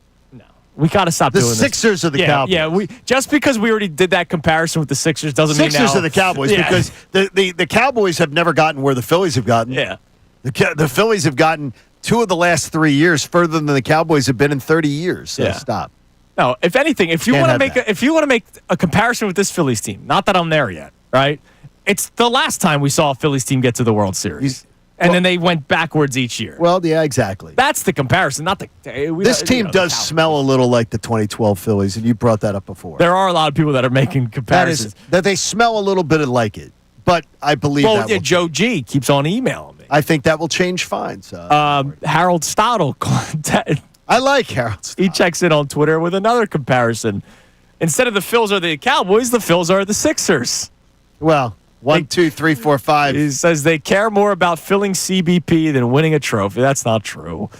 He calls Trey. No, they thought they were going to win, but this offseason, I guess John Middleton lost his wallet. Yeah, he did. He but lost his wallet. They just care about getting people in the building. I think he does not, but he lost his wallet. He calls Trey Tobias, Bryce Embiid, toppers Doc Rivers. They stumbled onto Rojas the same way the Sixers stumbled on the Maxey after Simmons got hurt. Wild card exit loading. Let's not compare Rojas to Maxey. And it's amazing. One guy is a max player in his sport. Rojas, we're still trying to figure out if he's the everyday center fielder on this team. It's amazing how different, too, Tobias looks with a different organization, a different team. He's a hero right now in Detroit, and they love him. They love him. And how he's doing a great job with a young team, and it's sometimes there's toxic environments. Yeah. Sometimes that's part of it. The environment is toxic. Yeah. He was supposed to be the leader of this team, too. And it's toxic, yeah, well, but you got to be willing to be led. You got to have players that are willing to be led. I'm not about to go on this I Miss Tobias tour. Well, no. He's doing a great job. Just a tip of the cap tour. Yeah. He's doing an amazing job. And they'll lose to the Knicks in 6. Hey, put up some fight. Young kids. Yeah. Bright future. Yeah. Lose the Knicks in 6. All right, coming up next, we'll reset today's topics. Don't forget today's headlines with Connor Thomas coming your way around 8:13. It is Kincade Salciunas on this Championship Wednesday. 97.5 The Fanatic. Fanatic Sports Update. Sanchez leaves to start early. I'm Connor Thomas, and the Phillies fell to the Mets again last night, 5-1. They dropped the first 2 games of that series in New York, and to make matters worse, Christopher Sanchez left to start after just 2 innings with left forearm tightness. Rob Thompson gave an update on one of his top pitchers after the game. The first I heard of it was after the second inning. Yeah, it's left forearm tightness. Saw the doc, not expecting any structural damage. We'll reevaluate. We'll know in the next couple of days. So we'll be holding our breath until we get an update on Christopher Sanchez to see how serious the issue actually is. The offense didn't give him much help last night. They were 2 for 7 with runners in scoring position. Just couldn't cash in when it counted. We'll see if the story is different when the Phils send Zach Wheeler to the mound today against David Peterson, a 1:10 p.m. first pitch, as the Phils look to avoid the sweep at the hands of the Mets. We're on the eve of the NFL draft, and outside of Cam Jurgens' extension, we haven't gotten any other Eagles news yet. They're going to be on the clock at pick 32 tomorrow night from Green Bay. We're going to talk to Kevin Negandhi coming up at 8:55. This update's brought to you by Bet365. Whatever the moment, it's never ordinary at Bet365. Download the app today. I'm Connor Thomas on your home for the best coverage of the Birds 2025 NFL Draft. 97.5 The Fanatic and 97.5thefanatic.com. Philadelphia Union Soccer.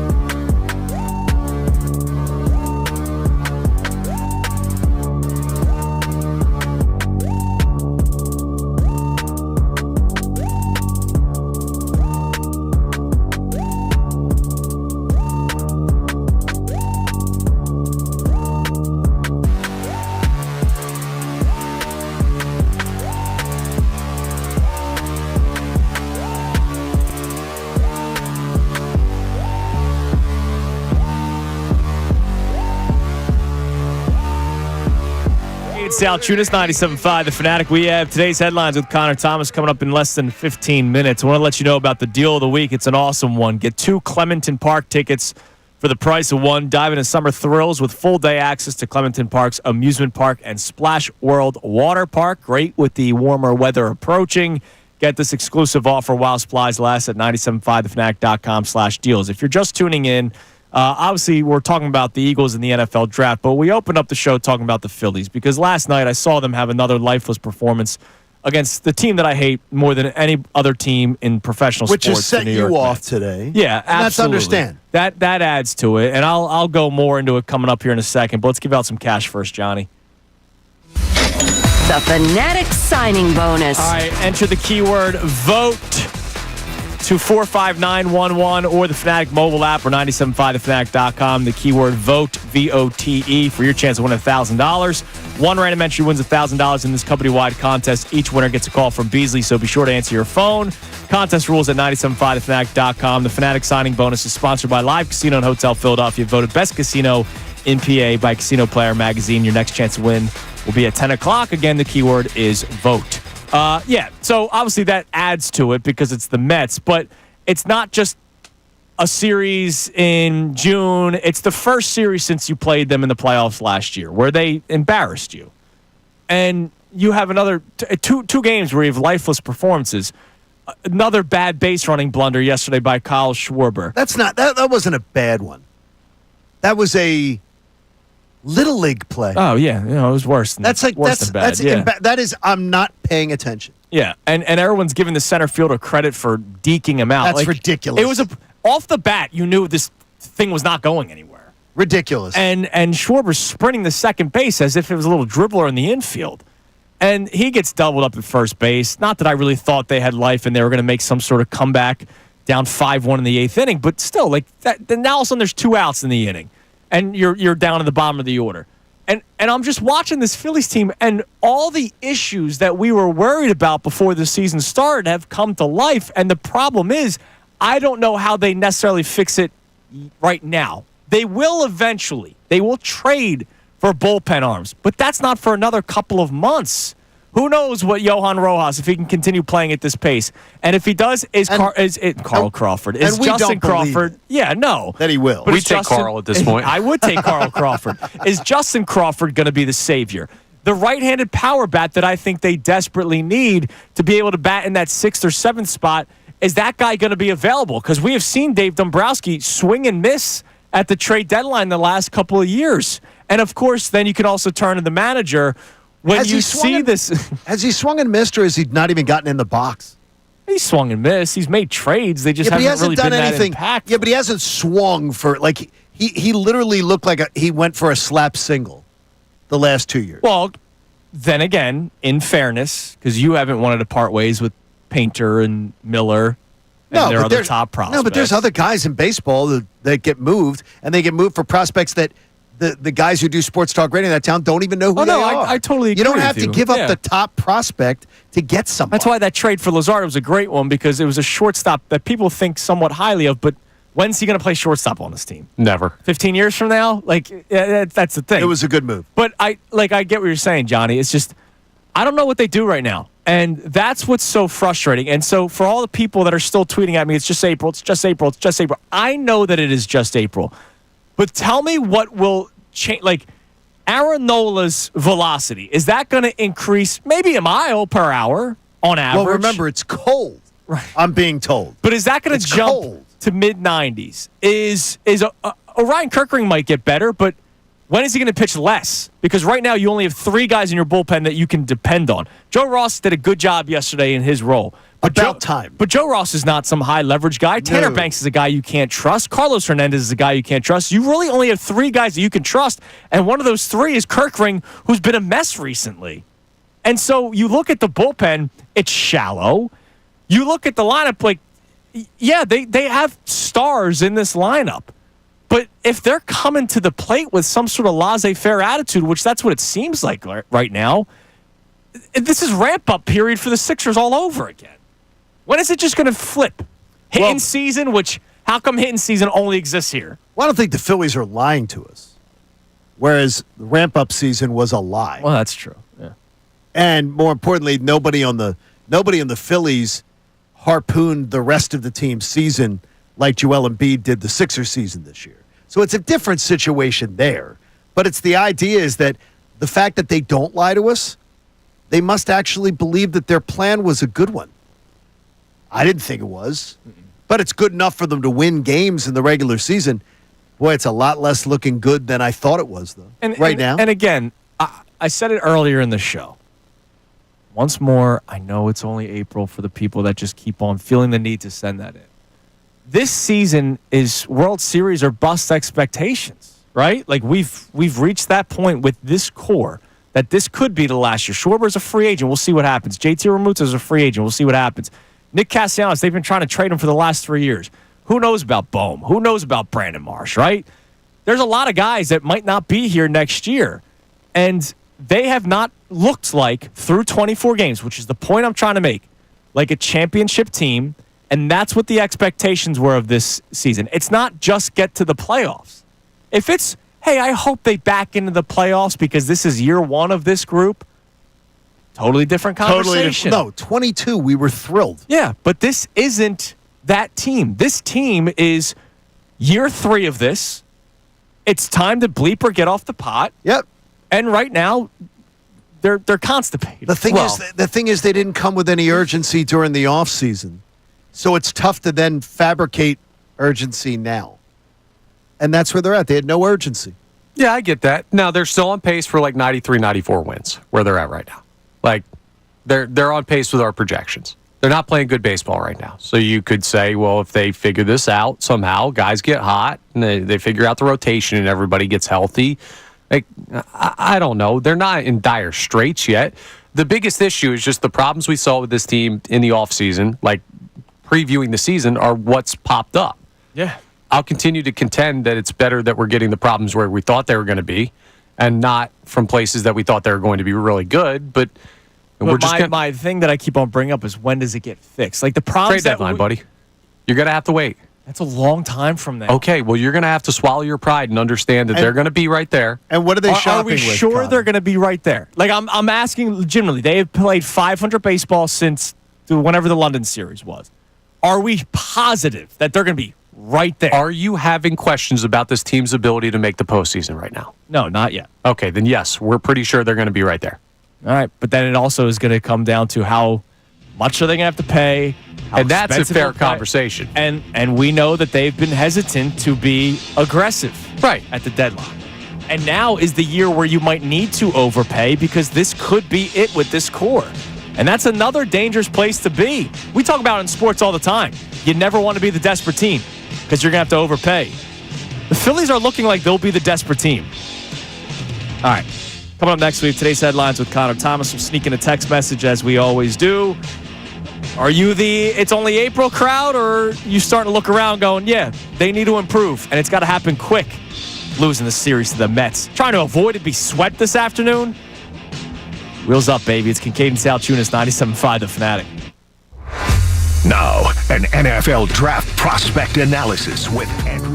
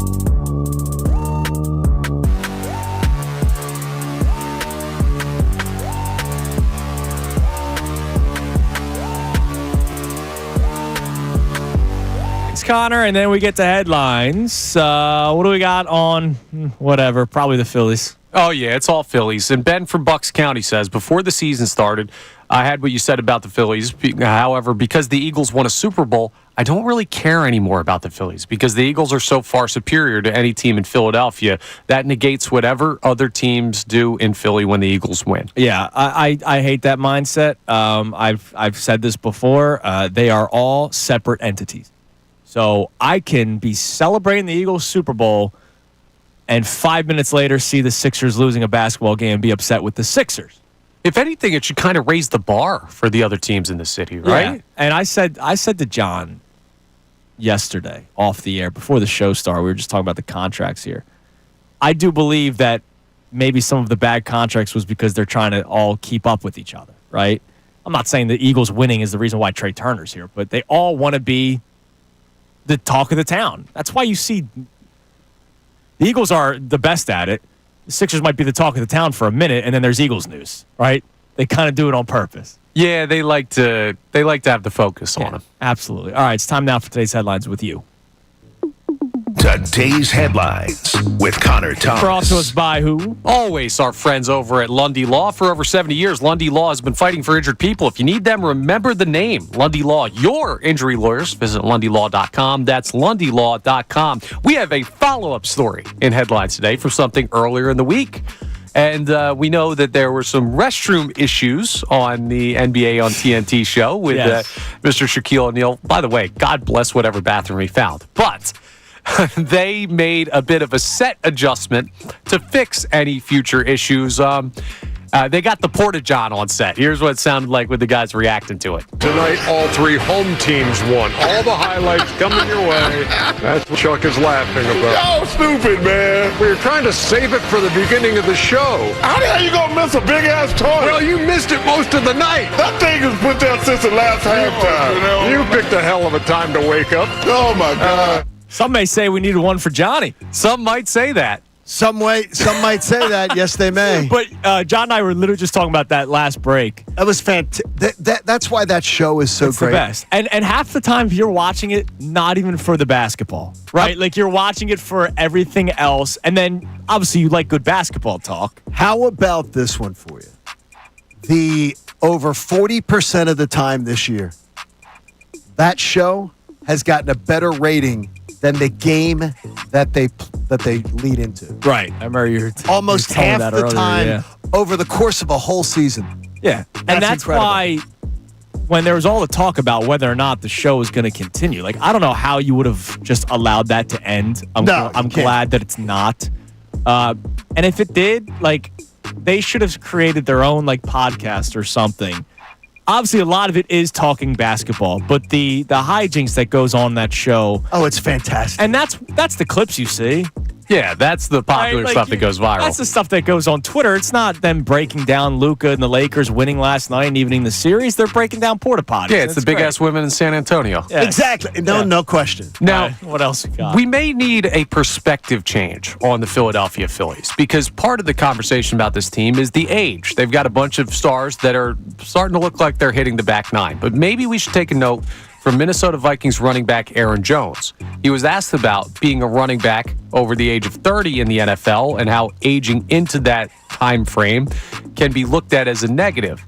He's got a very interesting perspective on age. Take a listen. I feel the best I've ever felt. I feel like I'm back to 24, 25 years old. Whoever came up with age, I feel like that's it's just a number. It's just a number. I've been saying that since I was a little kid trying to get older women. Age is just a number. Since he was a little kid trying to get older women, he didn't care about age. Now it's great. Now here's the thing for him, he did split so much time in Green Bay that like the workload wasn't crazy. Like he wasn't the bell cow back where he's carrying the ball 30 times a game. Exactly. You know, A.J. Dillon, who's now the second or third string running back on the Eagles, he was splitting a lot of time with them, which helps him keep his career, long. And a guy like Jahmyr Gibbs will probably be a successful running back into his 30s because of how much time he's splitting so early on with Montgomery. Yeah, so when you think about athletes that may be past their prime, just think about the first time you went after a soccer mom, and that may be a good mentality to use. Yeah, exactly. Yeah, Absolutely. That tracks, right? Yep. All right. Good job. That's today's headlines with Connor Thomas. Thank you to our friends from the Lundys. I'm just thinking of thinking again of the way they do it on the NBA on TNT. They just have, it's something that, and they do it without going the over-the-top McAfee stuff that 3 times a month they have to be called into the office and no, they just do that. They're them, man, and it's great. All right, coming up next. By the way, McAfee. I'm sure ESPN had a day the other day with the wrestling guy. Yeah, that was great. Oh boy, another every week they have to put out a fire. Earlier this week, John was addressing some concerns with the Eagles' offense being run by Kevin Patullo. I don't disagree with you there, but Nerd Boy, as you call yourself, yes. So I'm not calling you a nerd. No, it's Dork Boy works too. I answer to that. You did research to add to your concern. More to legitimize it. Legitimize it. Hear that next. Kincade Salciunas, 97.5 The Fanatic. Fanatic Sports Update. Phillies dropped the first 2 to the Mets. I'm Connor Thomas, and the Phillies fell to the Mets again last night, 5-1. They dropped the first 2 games in the series. The offense was 2 for 7 with runners in scoring position. They just didn't cash in on the opportunities they got, and that was not the biggest problem in the game. The biggest problem was Christopher Sanchez leaving his start after just 2 innings with left forearm tightness. That's never good to hear from an important pitcher. Rob Thompson gave an update after the game. The first I heard of it was after the second inning. Yeah, it's left forearm tightness. Saw the doc, not expecting any structural damage. We'll reevaluate and we'll know in the next couple days. With a thin bullpen and Ranger Suarez still working his way back in a rehab start, you need help in the rotation. We'll be holding our breath, waiting for more news on Sanchez. The Phils send Zach Wheeler to the mound against David Peterson today, a 1:10 p.m. game, looking to avoid the sweep this afternoon in New York. We're on the eve of the NFL draft, and outside of Cam Jurgens' extension, we haven't really gotten any other Eagles news yet, but they're no doubt going to be active. They'll be on the clock at pick 32 tomorrow night from Green Bay. We're going to talk to Kevin Nagandi of ESPN coming up at 8:55. This update's brought to you by Macy's Backstage. What will you find at Macy's Backstage? How about fun Mother's Day gifts? Get low prices every day on unique finds before they're gone. Find a location near you at Macy'sBackstage.com. Off price, on trend, arriving daily. I'm Connor Thomas on your home for the best coverage of the Birds 2025 NFL Draft. 97.5 The Fanatic and 97.5thefanatic.com. The NFL Draft is right around the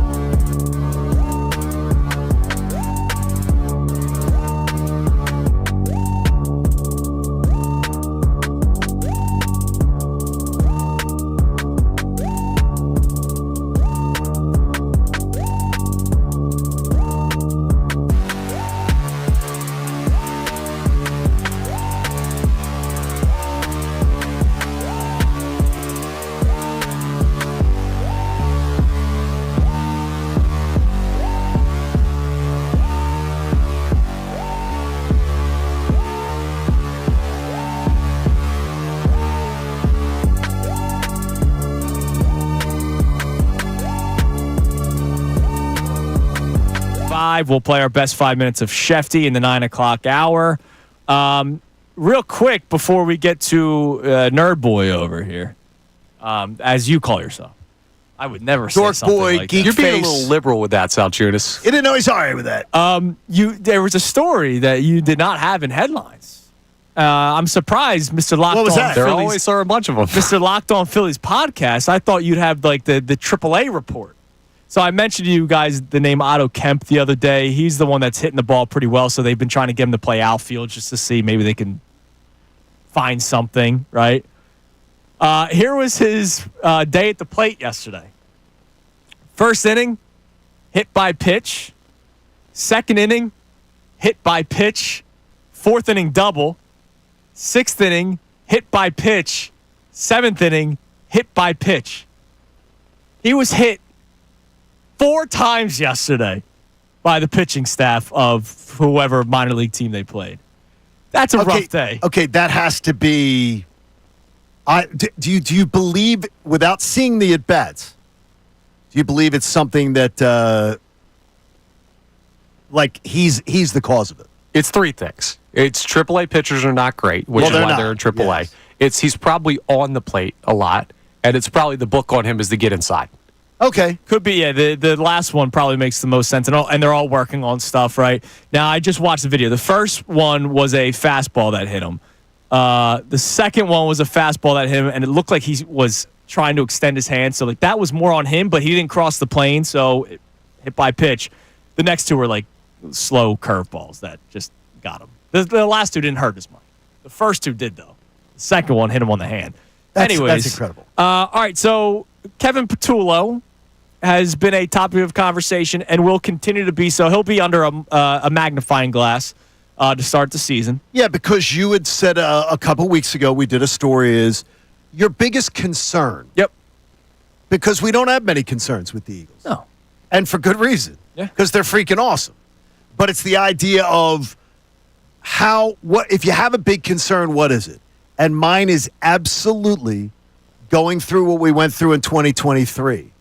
Having a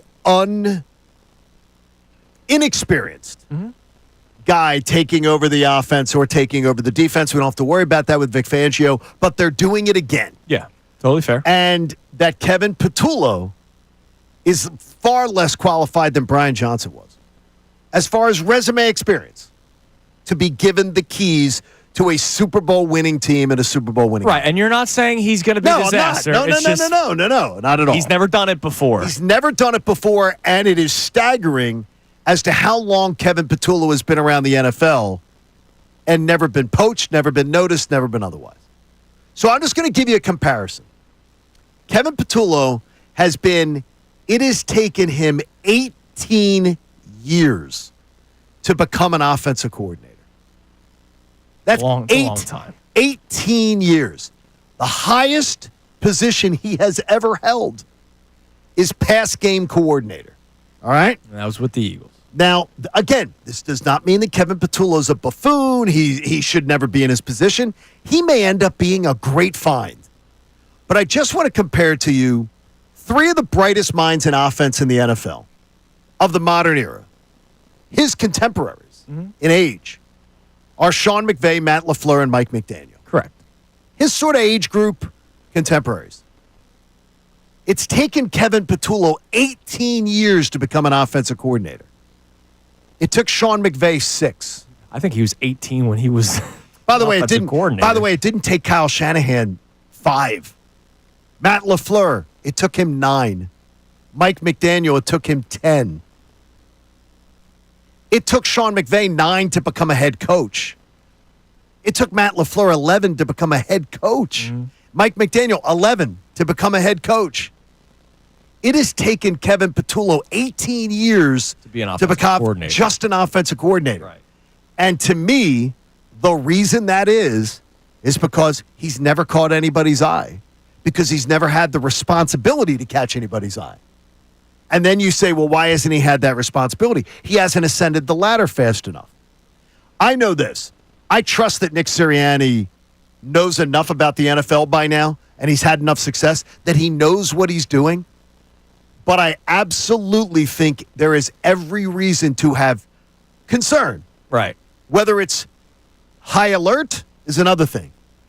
That Kevin Patullo has never even been, never been interviewed. Well, and for an the offensive coordinator's job. thing is, you mentioned the 18 years. In case people don't know, like, what his resume is, it's not like he was once a play caller in college. No, he's never been. His highest position ever was passing game coordinator. So this isn't just an NFL thing. But he's never called plays. He's never called. He just, like, coordinates the passing, the route tree. Right. Things like that. And to me, I think that is why, and I'm almost saying this too, and the fact is, I don't want to make it seem like I believe Kevin Patullo is going to be a failure. I do not. But There's no information to really be able to say one or the other way. And that's the reason why I will not say that. Right. But I will say that's the reason I'm concerned. And that's why I always go back to saying the same thing, and I said it before Brian Johnson's first game, and I said it when people wanted Deuce Staley to be an offensive coordinator. You can know all the football in the world, and these guys have forgotten more than we know, John, right? Like, these guys know football inside and out. But it's one thing to go into a game with a game plan. It's another thing to realize that your offense has been sputtering through the first quarter and a half, and it's 2nd and 6, and your defense has been on the field all game, and you're trying to figure out, all right, when Nick Sirianni says go for the dagger, like, that's a good feel thing, right? That is a feel thing, and the thing is, I think that's where Nick Sirianni's best, right? Yeah, like, he's an energy. He's a feelings guy. He's a vibes guy for his team. Right. He knew Jalen was feeling it. Right. He knew that the team, the momentum. He knew he had the Chiefs on the rocks. Yeah. But the play call, the decision making, the presentation to Sirianni came from a guy who has produced top 5 offenses 3 times in his career, in a guy in Kellen Moore, who's now a head coach. And this guy, do you take the same advice? I'm not sure. If Kevin Patullo says to do something, if Kellen Moore says to do something, Kellen Moore's head coach of the Saints, he's done it, been there, done that, got the t-shirt. Multi-time offensive coordinator. And Nick Sirianni did. He shrugged his shoulders. He said, just call it. Yeah. Just call it. Go for it. And he walked away from Kellen Moore feeling, oh boy, here we go. Right. Here we go. It's going to be and little did we know, become the dagger. Yeah. Which was great. And again, play calling is not just the play that you're about to call. It's the 2-3 steps down the road. What are we going to do if we don't convert on this play? Do we go for it? All that kind of stuff. And so we'll see. We won't know until it starts playing out. But it's definitely something to keep an eye on for sure. All right, coming up next, we are 1 day away from the NFL draft. But in the next segment, I want to talk about a player who could go on day 2, who our man Andrew DeCecco has mentioned on this show before. Mel Kiper put together an article of his favorite player at each position in this upcoming draft class. And one of them has been mentioned by our own Andrew DeCecco. People are starting to copy his work. I think so. That's the copycat league right there. It's Kincade Salciunas on this Wednesday morning. And we'll check text messages on our Phillies as well here on 97.5 The Fanatic. Now, an NFL draft prospect analysis with Andrew DeCecco. While it may have only registered as a mere footnote, the Eagles did lose veteran cornerback Avonte Maddox in free agency, perhaps creating a need behind Cooper DeJean at nickel. For a DeCecco deep cut, one of my favorite players in what is a rich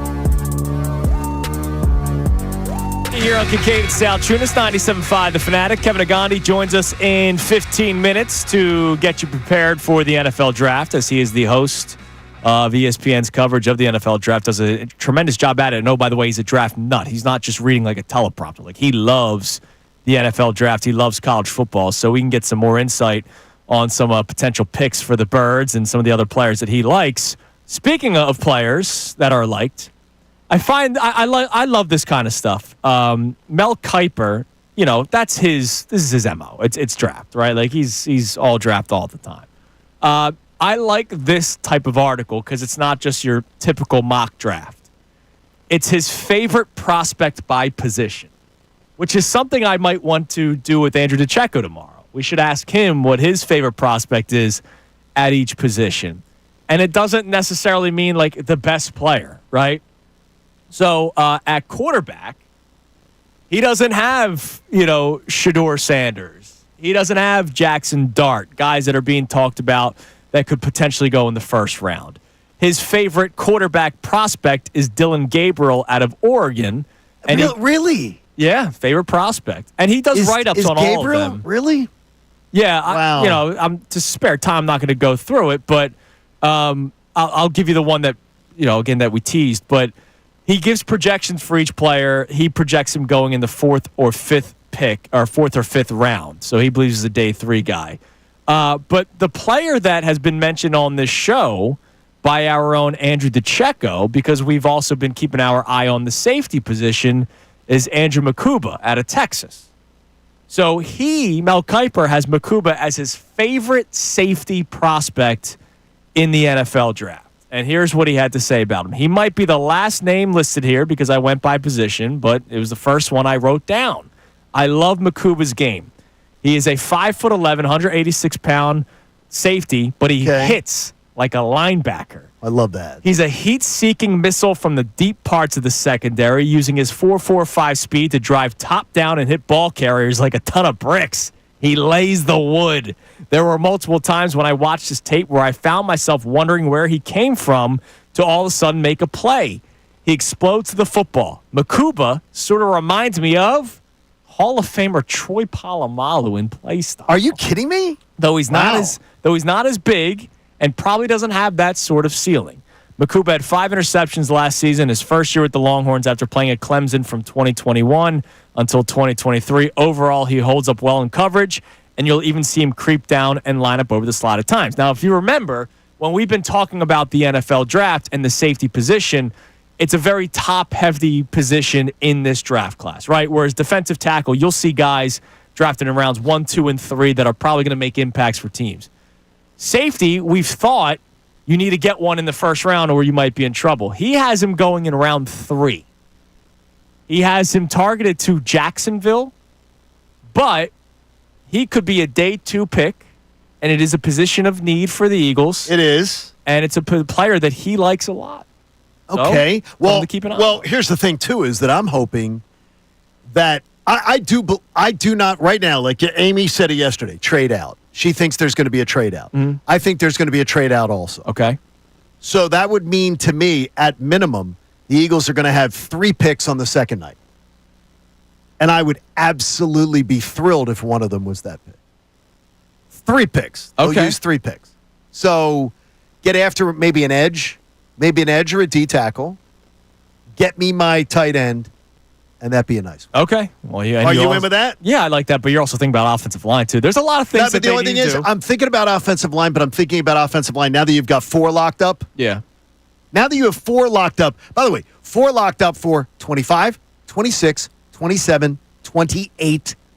You have 4 years where 4/5 of your offensive line is locked up. Yeah, it's amazing. And they're still young, and they're signing guys going into their primes. So I feel really good about that. That would be my shopping list, and that would be something that would entice me very much. Yeah. Also, one more player just to mention, because I saw him on, I always forget his name. I feel bad. What's that? Who's the young writer at ESPN now that used to be here locally? Oh.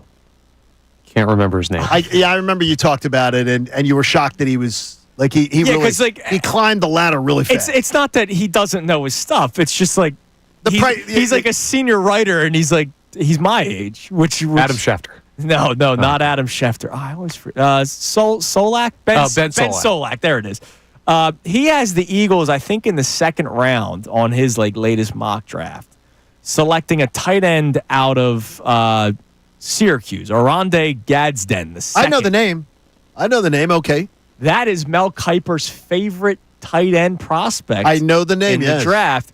6'5", 243 pounds. Gadsden is basically a wide receiver in a tight end's body. He catches, and they put it in italicized it, everything.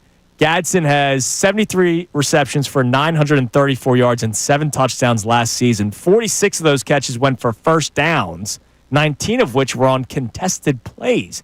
He missed 2023 with a foot injury. But he produced back in 2022 as well. So he had a good collegiate career other than his injury in 2023. The one thing that is the question mark is blocking, which we do know that the Eagles value that a lot.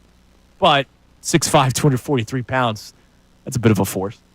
That is a real force. I don't, again, though, I just know the name, not knowing I was watching videos yesterday, and Andrew's teasing me earlier, Connor, going, oh, John's doing his film study. Yeah, Johnny films. You know what my film study is? Go to YouTube or go to Google and type in a player's name in his college. Hey, you're an all-22 guy, though, during the season. Yeah, no. I do enjoy the all-22, but I'm being honest with you. I probably know what 14 of them are doing. You know, DeCecco would have to sit with me and help me with some of the more intricacies, but I love watching the stuff, the little breakdowns, sort of like the Baldy's breakdowns of some of these players.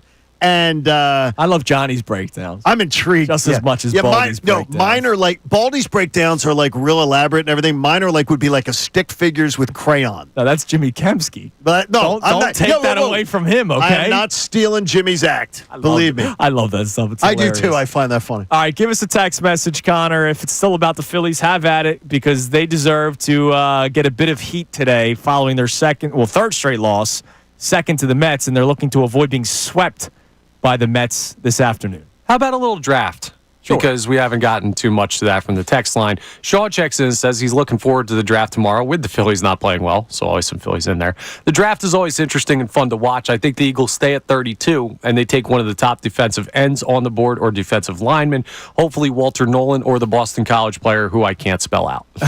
Azaraku. And by the way, Walter Nolan, again, we'll play the 5 best minutes of Schefter coming up in the 9 o'clock hour. That dream seems to have been kind of killed earlier today. Yeah, I think Shefty's I don't think that's when you're saying teens, that was where teens is where my alarms went off. And remember, we heard teens about Cooper DeJean. You got him at 40. Yeah, but that was Cooper DeJean was more, though. I think the consensus was 20s. Back end of the first round. By the way, this is Shefty. It's crazy. I got you. Shefty a little bit different than I'm just saying, remember, weird things happen. All right. Coming up next, our man Kevin Nagandi, live from Green Bay, the home of the 2025 NFL Draft. He joins us next to talk about it here on Kincade Salciunas 97.5 The Fanatic.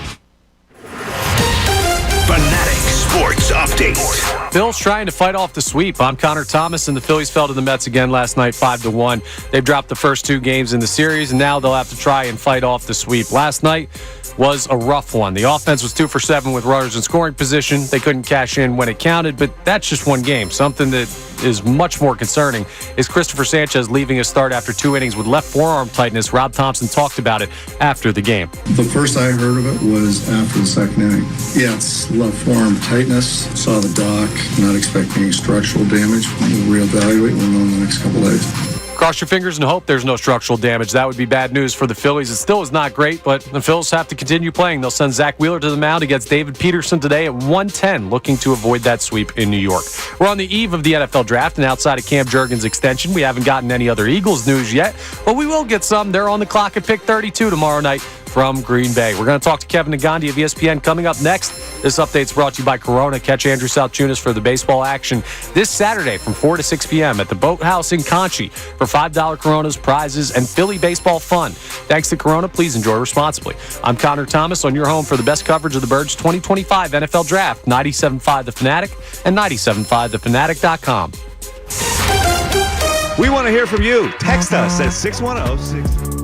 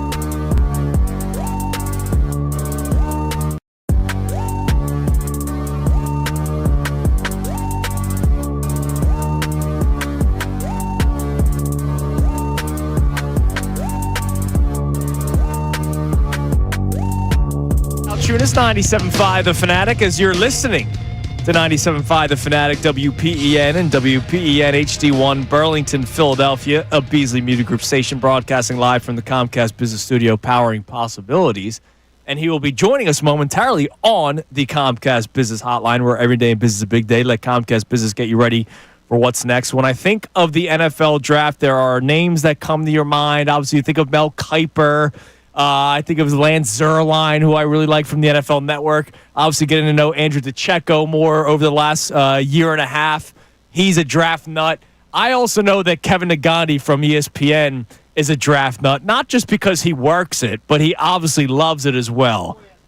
He also has to know all the pronunciations. Well, that's important. And have all that stuff, too. He doesn't study just for the pronunciations. This dude's studying film. Is that right, Mr. Negandhi? So it's my favorite thing.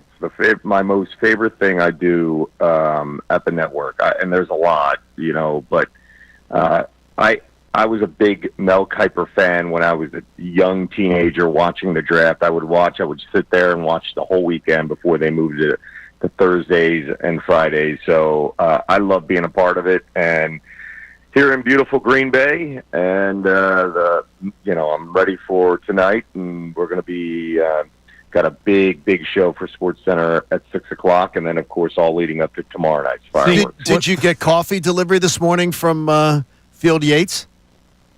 No, but Adam Schefter did live on the air. Live on the air, Field man. Yates brought him coffee in the middle of the interview. By the way, Kevin, you said you want to be like Mel Kiper. John Kincade has told me that he wants to be like Kevin Negandhi one day. I'm telling you.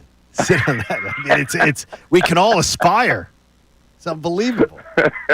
And I got a class full of kids. I got a class full of kids getting ready for their final tonight that all want to be Kevin Negandhi, too. Damn right, man. At Temple. So, Kevin, first round starts tomorrow.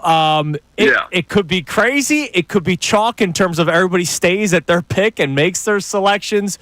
As you're getting ready and prepared for the NFL draft, what's kind of the sense that you've been getting on just what kind of circus we might see, or are guys just going to go where you think they're going to go? Well, when you look at the first-round talent, like legit first-round talent, they're about, and look at the grading, there's about 15 to 20 first-rounders. So you're going to see, I think, some movement. And you're going to see, obviously, I think the draft begins, and everybody says the draft begins, and we all thought the draft would begin at 3. It's so funny. A couple of months ago, everybody felt like it began at 2. And then it moved to 3. Well, the Patriots can't do anything at 4 specifically, where you would shock yourself, because at 4, you lose your top 3 players in the draft, and Cam Ward, Travis Hunter, Abdul Carter will all expect to go 1, 2, and 3. 4, there is no desperation to move up to get Shedeur Sanders, and many teams feel like they can wait. They can wait for their guy. The Jaguars could control the entire direction of the rest of the top 10, because the Jaguars, I'm hearing, really like Ashton Genty. The Raiders want Ashton Genty. So you could see a big change here. And then if Mason Graham, the defensive tackle from Michigan, starts to drop, then you start seeing teams jockeying. So I think that with 15 to 20 players who have basically first-round grades, and then you have the depth of the second round, you're going to see a ton of teams try to move down, and then a couple teams who feel like, hey, we can get some value on a player we are targeting to move up. So I think you're going to see some movement in round 1, and unusual movement compared to what we've seen in the past, where you're moving up to get a quarterback. You're not going to see that this year. The Shedeur Sanders thing is going to be interesting. The Steelers may get him at 21 without even making a move. I know the Saints really like Jackson Dart. And that's a Kellen Moore thing. And can you get him later in the draft and not take him at 9 because you have so many other holes? I anticipate that were to happen. And then there could be a battle here for Penn State fans. It could be a battle for Tyler Warren. The Jets at 7, the Bears at 10, the Colts at 14. Those are 3 spots. And hypothetically, if you see Warren go in the top 10 before the Colts pick at 14, then I would anticipate they go with Loveland from Michigan, the tight end, as well. if the Eagles do end up picking, I personally don't think they're going to pick tomorrow night. I think they'll trade out. But if they did trade out, what are you hearing about the second and third rounds, the second night of the draft, and all the talent that's going to be there? There's so much talent in the second round, guys, at running back, at wide receiver. You're going to find potentially so many defensive linemen and offensive linemen, and guess what? That is Howie's bread and butter. Tomorrow's Howie's Christmas, and everybody in the league has given him well-deserved props on how he approaches the draft. I personally think they're not going to make a pick at 32, like you said, John, because if there's a guy that they want in the 20s, and he may not be available, that could be Walter Nolan of Ole Miss. If he's available in the 20s, like the early 20s, I could see the Eagles kicking the tires. If their guy's off the board, then I think they drop out. Team tries to move in like we saw 7 years ago with Lamar Jackson, the Ravens, trying to get that fifth year, and a team moves up because let's not forget who starts day 2 of the draft at the top. The Browns or the Giants. And the Browns and Giants do not address quarterback in the first round. They're going to try to get somebody ahead of each other before day 2 so they get that fifth-year option. So I think all that stuff plays a scenario here, and it all depends on who's on the board, probably in the early 20s for the Eagles to operate the way they want to, where they start making phone calls and saying, hey, do you want to jump back into the first round? We have some options. Other than Walter Nolan, because I know that's a name that a lot of people are talking about, who is your favorite prospect that you believe within reason the Eagles could get either at 32, if they do have to move up a few spots, or if they do end up trading out of the first round? Who's that player that you would love to see the Eagles select? Oh, man. I can get greedy. I'd say Ibuka. I really like the kid from Ohio State. I like him a lot. I'm a big fan of what he can do in the slot. And you can never have too many pass catchers. To me, when you look at the Eagles, they have 1A and 1. They have 1 and 1A at wide receiver, right? They have really struggled to find that third option. Dallas Goedert, we've heard his name multiple times being discussed, but in reality, Dallas Goedert's body just falls apart. They have not found a secure tight end that can play 16 games, right? And look at the wide receivers they've tried to bring on. Jahan finally played a role in the postseason, which I was so happy for him. But they have been trying to find a number 3 wide receiver for the longest time. So I get greedy. I mean, Luther Burden, Ibuka, those are the guys I'm like, hey, could that help the offense at 32? I'm sorry, I'll bore the whole group if we talk about offense and defensive line. But you know how he's going to target that, because when you look at losing some of the guys that they did in free agency on the defensive line, and you're starting to age out. They did a fantastic job with Dickerson and Juergens. I love those 2 picks on day 2 and how they were building that team over time, because they knew and they saw the light. They understood that these guys on the offensive line are going to get older. And look, you just slide those guys in. So they may target an offensive lineman. The kid from North Dakota State he could play a lot of positions, center and guard, but at the same time, he may not be around by the time they get to 32. You got to think of life after Lane Johnson, and Howie always does that. Always does a phenomenal job of thinking about, hey, do we set up a year where you train, you learn, you understand, and then when it's time, we slide you right in. It's a pretty good deal. I love the thought process of it all, and right now, I'm wondering, you've hit 4 drafts in a row, and our buddy Bill Colarulo here at the station was like, can we expect them to have like another great year, another one? It's got to be a lot harder when you're drafting 32 first. Your chances of having another like top 3 draft certainly have to be a lot less, right? Yeah, but I think what the Eagles have done is they pounce when they have to. They don't, when they see a guy that they like, who's a couple picks away, Jalen Carter comes to mind, right? Devontae Smith comes to mind. They find a way to package deals, right? Because guess what? They got 20 picks over the next 2 years. They're not using all those picks. They don't have the money to use all those picks. So you can get creative. Quignon was still there on the board. They got, wow, our guy's still there. Let's find a way. Cooper DeJean on the board when they were a few picks away. Let's find a way to package picks. So to me, what the Eagles have done so well is they play the board but they target specific guys. And when they target the guys that they want, and they're not forcing picks. This is not the 10 years ago where, our guy's gone, what are we going to do? And now suddenly you take a kid Smith from Louisville and it blows up in your face, and then everybody points the finger at each other. I think Howie's learned so much of maybe forcing something and not seeing the results. We saw that with Rager. He's learned so much about, hey, understanding, let's go target the SEC. That plays a bigger role. We can find more impact players. That plays a big deal in understanding how that team fits and what exactly you need from them. And again, Howie deserves all the credit in the world. He has figured it out, man. And then when you find those small little things like J-Lake's Hunt, and then you can sit him and not play him, and then he's ready by the end of the season to give you 20 plays, it pays off. And this is all about building 3 to 4 years of, hey, I don't need an immediate guy right now from a small school. We'll get there eventually. We'll develop that person for the right time. That's the stuff that works after being so successful in 2, 3, and 4 straight drafts. And whatever happens, I just want to say one other thing. I've been very critical. I was very critical of Howie, a few years back with some of the draft picks. Whatever happens over the next 4 days, I would just say give Howie Roseman the benefit of the doubt because he deserves it after the last 3 years. Because when he came out and did what he did with Devontae Smith and Jalen Carter, you sit there and you're like, whoa, you've got to nail those first and those second-round picks, and that's what he's done in building this roster. If you nail day 1 and day 2, all the other stuff falls into place. Absolutely. Kevin, listen, man, good luck tomorrow. What's the life of Kevin Negandhi before the draft coverage actually starts on TV? Because I imagine you got the pre-show meetings at the Hampton Inn or wherever they got you. What's the life of Kevin Negandhi until the draft coverage starts? I'm first off staying at the luxurious Residence Inn.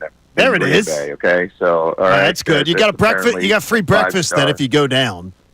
Yeah, down the hall, I'll probably knock on a door and walk into a get-up interview with Field Yates and Adam Schefter. We have our own studios here. No, nothing. I've never been to Green Bay, guys, so I'm going to try to go to Lambeau and get lost a little bit and walk around. And I've heard so many stories that you're in a neighborhood and then you look up and then, boom, there's a stadium. And it's amazing. It's amazing. How that plays out. That's awesome. So, if anybody's got recommendations, shoot me a note on social media and Twitter and tell me where to go. I'm going to find a breakfast place. I've heard there's some really good places, so I'm down with the common folk. You're going to love it. Are you going to get a cheesehead? No. It's going to, Kev, it's strange is though, and I want you to think about this. It's going to some of that town is going to remind you of like 1990s Phoenixville. Without question. You're gonna get that feel, but you're also gonna get the feel that everybody in the neighborhood knows you don't belong there. Like, it's like they all know. You know what I mean? They all know. Well, John, they'll all know because I'll have an Eagles hat while I'm walking. Damn right, as you should. Kevin, we appreciate it, man. Enjoy your day tomorrow. We'll be watching, and we'll talk to you again next week. See you, buddy. Fellas, be good. Take care. There's Kevin Negandhi on the Comcast Business Hotline. It is people talk about it being it's like going to Wrigley. Yeah. Or it is absolutely spectacular to go there. It's not the best party trip. Yeah, of course. But if it's a football iconic, it's fun and it's iconic. All right, so here's what we're going to do. Coming up around 9:25 is when we'll play our 5 best minutes of Adam Schefter. In the next segment, I just want to applaud all of us because we may just be as smart as Vic Fangio. It's Kincade Salciunas, 97.5 The Fanatic. Now, an NFL draft prospect analysis with...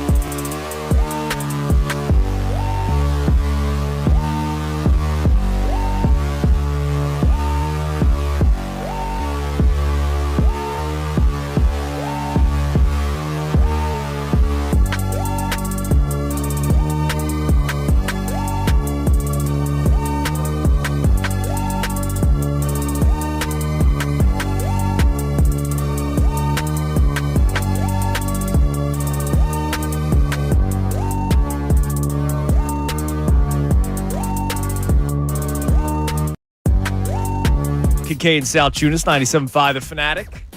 Don't forget, as we saw Bill Colarulo out there during the commercial break, they have the special draft show and watch party coming up tomorrow, broadcasting live from Randall's Restaurant inside the Legacy Club in Cherry Hill. Andrew DeCecco, Bill Colarulo, and Tyrone Johnson will provide you the coverage that only the Fanatic can bring you, Johnny. It's the truth, too. As the countdown begins to see what the Birds do with pick 32, enjoy $5 Stella and Fuego drafts, plus specials, great food, and the Legacy Club Old Fashioned. Click events at 975thefanatic.com for all the information. So, it's exciting that we're here. We're finally here because I'm sort of really ready for it. Yeah, and again, you don't know where they'll go, if they pick, what they pick, who they pick. We don't know. We don't know. All over the place. So yesterday, I didn't realize that Governor Shapiro has like a podcast maybe or something. He does. I did not know that. He does. Him and Governor Gavin Newsom, the two of them are both trying to find new ways to relate to people and to. Well, I remember when the Governor Ed Rendell would do the he's to Eagles post game live. Yeah, I thought that was kind of cool, right? I absolutely love that. Forget what any of your political views are. No, exactly. That stuff's kind of cool. Right? I don't necessarily share a ton with Gavin Newsom, but I've listened to his podcast twice. Right, and I found it odd in an interesting way, not odd in a bad way. So that's great. So Governor Shapiro had Vic Fangio on as a guest. I love that Vic Fangio is like enjoying the offseason his way. Right? Sure. Phillies games, hanging out the Gov, you know. So they were talking about Josh Sweat, Milton Williams, and players that left.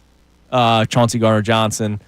Obviously, Milton Williams and Josh Sweat were free agents. Correct. Chauncey Gardner-Johnson traded away.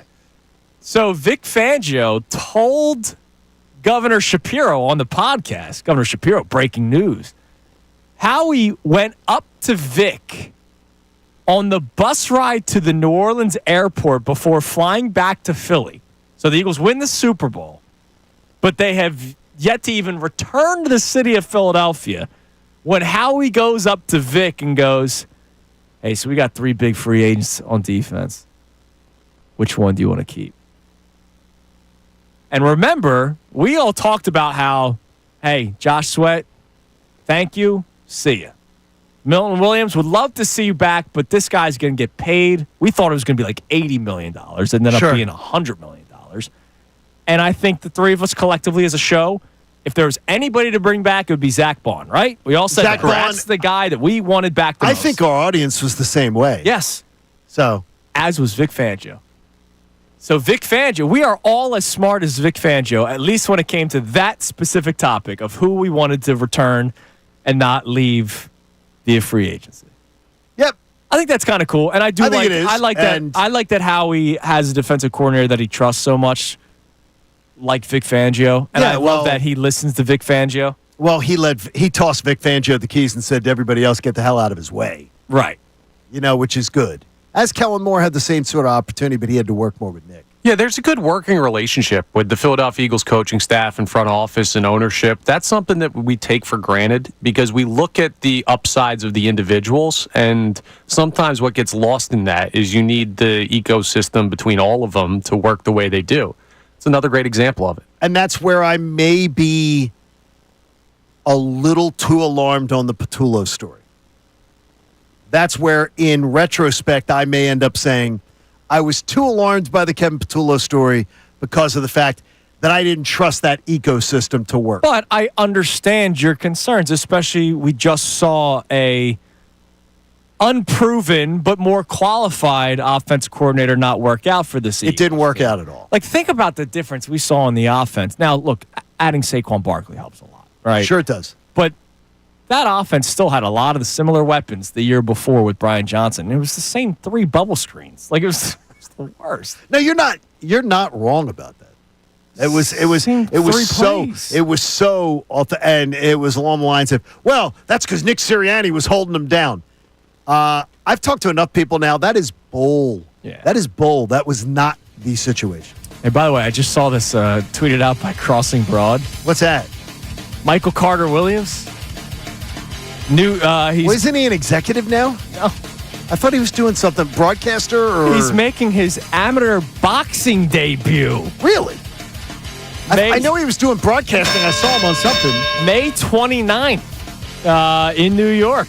How about that? Michael Carter Williams. Good for him. Turned boxer. Good for him. Well, there's a lot of former athletes that try to get in the boxing ring recently. Exactly. Frank Gore, I think, is doing it, right? Nate Robinson did it. Nate Robinson. I think Nate Robinson, was... He got knocked out. He went down. No, he got knocked out twice cold. Not a lot of reach on that guy. Yeah, he didn't have a great career in the amateur boxing ring. All right, coming up next, 5 best minutes of Adam Schefter. He said something about Walter Nolan earlier today that you might not like hearing. Also, a pretty cool story from Jalen Hurts in Men's Health, of all places. Isn't that cool? We'll get into that coming up next. Kincade Salciunas, 97.5 The Fanatic. Fanatic Sports Update. The Phillies fall again. I'm Connor Thomas, and the Phillies fell to the Mets again last night, 5-1, dropping the first 2 games of the series. The offense 2 for 7 with runners in scoring position. They had chances, just couldn't cash in on them. And to make matters worse, Christopher Sanchez left his start after just 2 innings with left forearm tightness. Rob Thompson gave an update on Sanchez after the game. The first I heard of it was after the second inning. Yeah, it's left forearm tightness. Saw the doc, not expecting any structural damage. We'll reevaluate. We'll know in the next couple days. So everyone will hold their collective breaths until we get that update from Thompson and the organization. The Phils will keep playing baseball. They're sending Zach Wheeler to the mound against David Peterson today. A 1:10 p.m. first pitch up in Queens. They're looking to avoid the sweep at the hands of the Mets. We're on the eve of the NFL draft, and outside of the Cam Jurgens extension, well, we haven't gotten any news from the Birds so far this week, but we will tomorrow. They're on the clock at pick 32 up in Green Bay. We'll keep you updated on that as we continue our draft coverage. This update is brought to you by Allstate. Some people just know you could save money on car insurance by checking Allstate first. So what are you waiting for? Check Allstate first for a quote today. You're in good hands with Allstate. I'm Connor Thomas on your home for the best coverage of the Birds 2025 NFL Draft. 97.5 The Fanatic and 97.5thefanatic.com. Head to the contest page at 975thefanatic.com.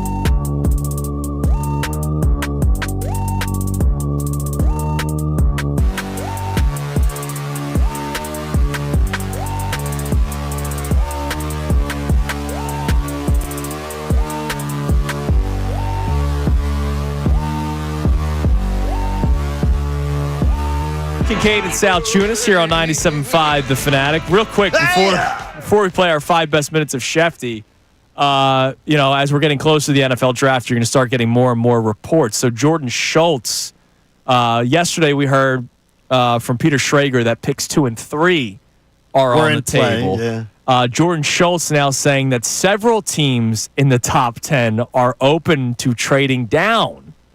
However, the challenge has been finding teams that are actually willing to move up. Right. That says, from what I'm hearing, there isn't a strong push to trade up this year at the top, especially if it means giving up significant value that aligns with the traditional trade charts. One source put it, quote, the current offers are 70 cents on the dollar. See? Well, I think people are willing to let it. And you know what that says to me? And maybe I'm reading too much into it, but it seems like Kevin Nagandi agreed. It sounds like there is a ton of level talent second and third round. Yeah.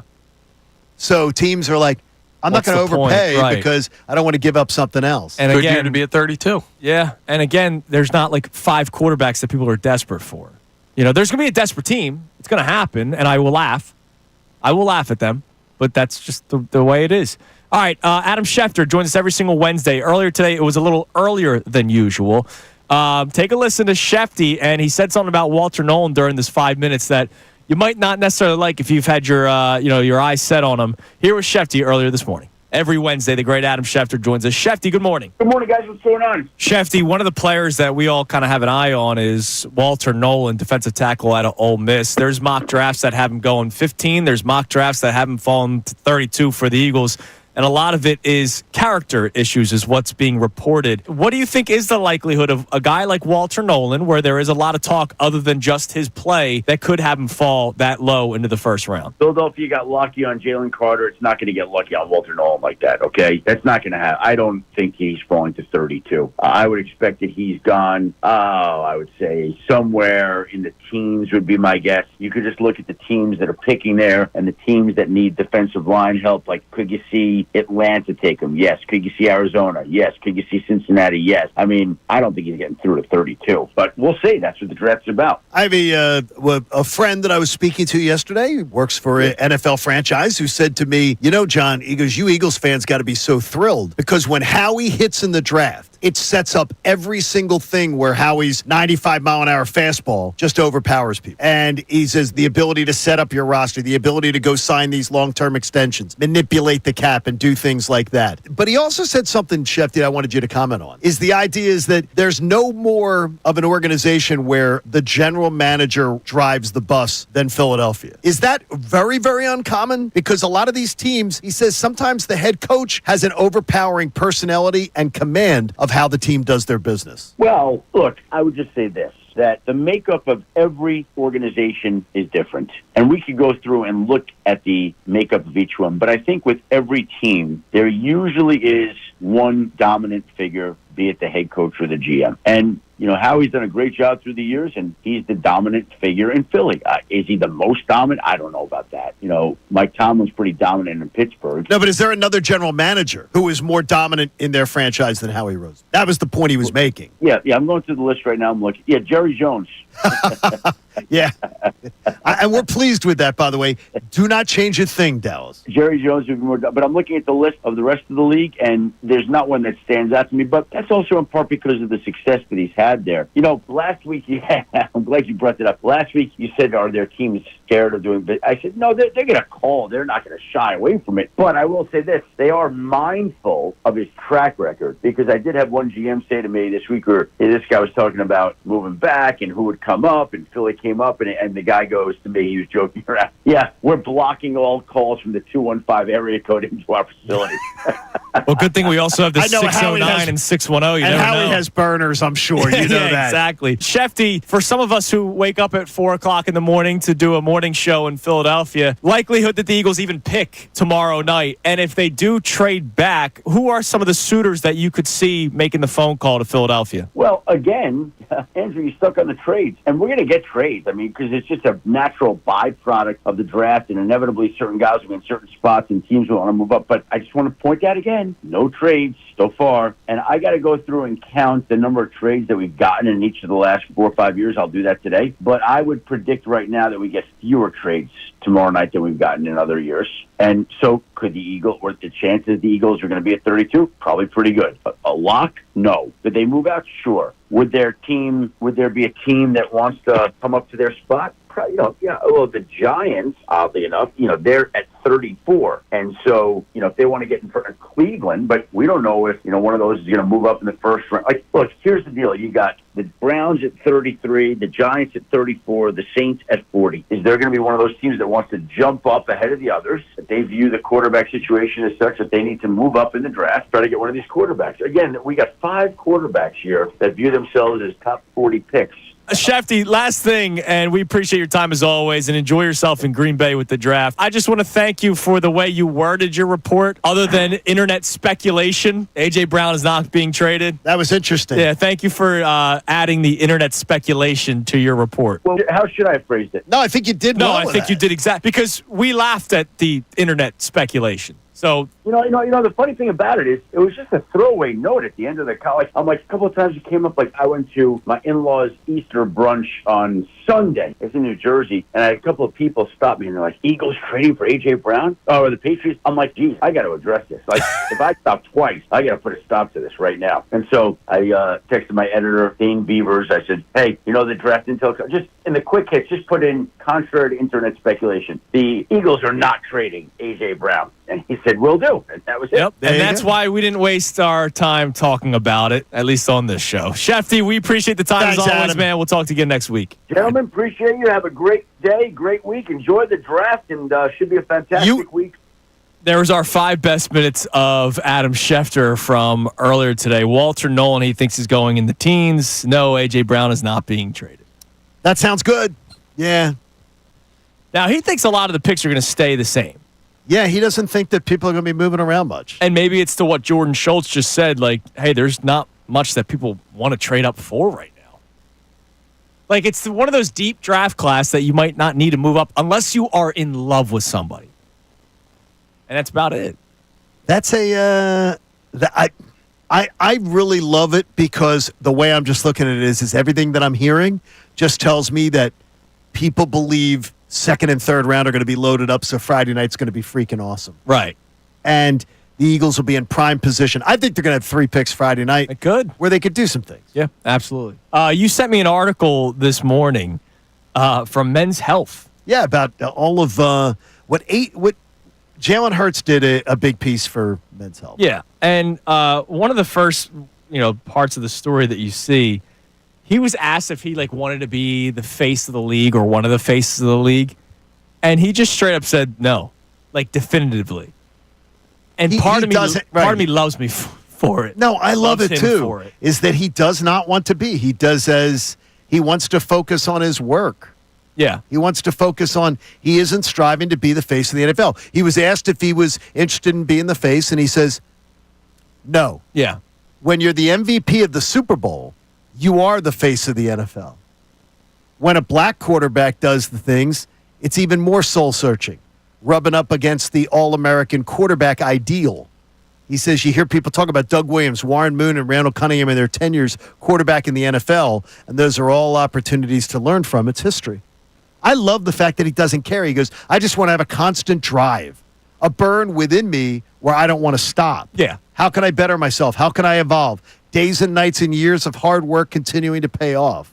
Now, what do I have to do it again the next time around? And what's amazing, remember after 2022, there was the talking point that he was stretched a little too thin with all the endorsements. I haven't really seen much of Jalen Hurts. Nah, it's very quiet. Very quiet. Now he could be recording these things now, and they start airing during the season.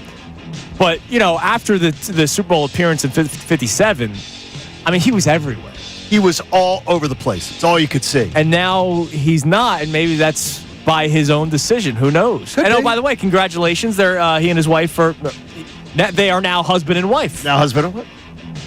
See, that's amazing. Beautiful, official. Congratulations. Unlike some other couples we were talking about. The Hurts family. There you go. I don't know what couples. Just talk about Quinta. I didn't realize Quinta. Oh, yeah. We met Quinta just like this time last year. Yes. It was like this week. Yeah, that's right. All right, coming up next, some text messages. We have the Key 3, and also we preview this afternoon's Phillies-Mets game as the Phillies look to avoid being swept It's Kincade and Salciunas, 97.5 The Fanatic. Now, an NFL draft prospect analysis.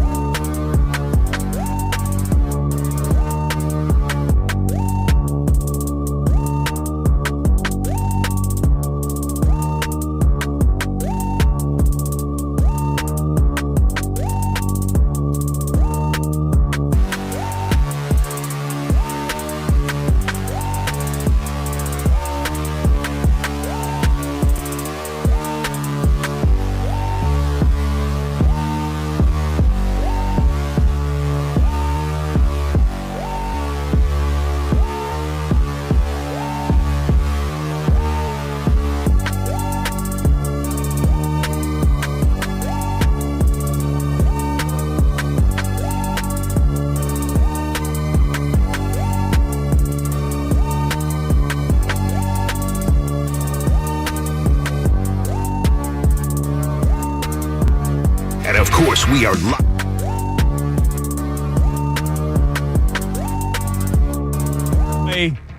It's the day before the NFL draft, so we have my final mock draft. Hell yeah. I like Todd McShay. I think he does a good job.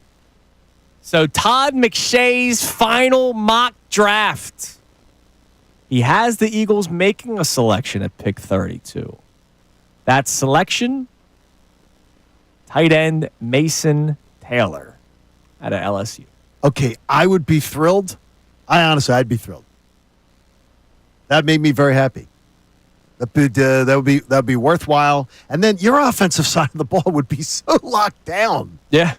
It would just be so locked down. Quickly to run through it. Cam Moore, Travis Hunter, Abdul Carter, Titans, Browns, Giants. Will Campbell to the Patriots. Ashton Genty is going 5th overall to the Jags. Just to jump. Oh, my God. He is Walter Nolan going 8. Jesus. To Carolina. He is Michael Williams going 9 to the Saints. Again, that's why when we read that one mock draft that had him falling 32 to the Eagles, I thought that was kind of crazy. Tyler Warren, for you Penn State fans out there, he is going 14 to the Colts. How about Jonathan Gannon going after Jahad Campbell at 16, linebacker out of Alabama?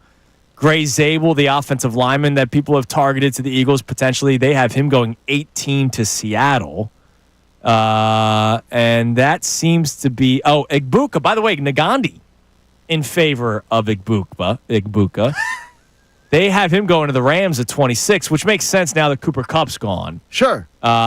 So there's a potential landing spot. Malachi Starks, 27 to the Ravens, which, again, just makes all the sense in the world. Such a Ravens pick.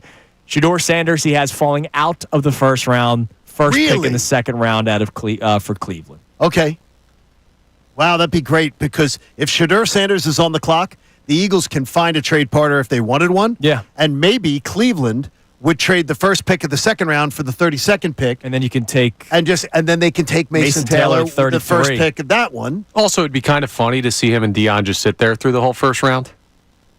Get some reaction. The thing is, though, I don't want to... I got to tell you, I don't wish that on... No, I want him to make his money and everything. I don't want to wish it on the kid, though. No. That the young man. But he's already got his jersey retired. What more does he want? And he's created he's created some of his own mess.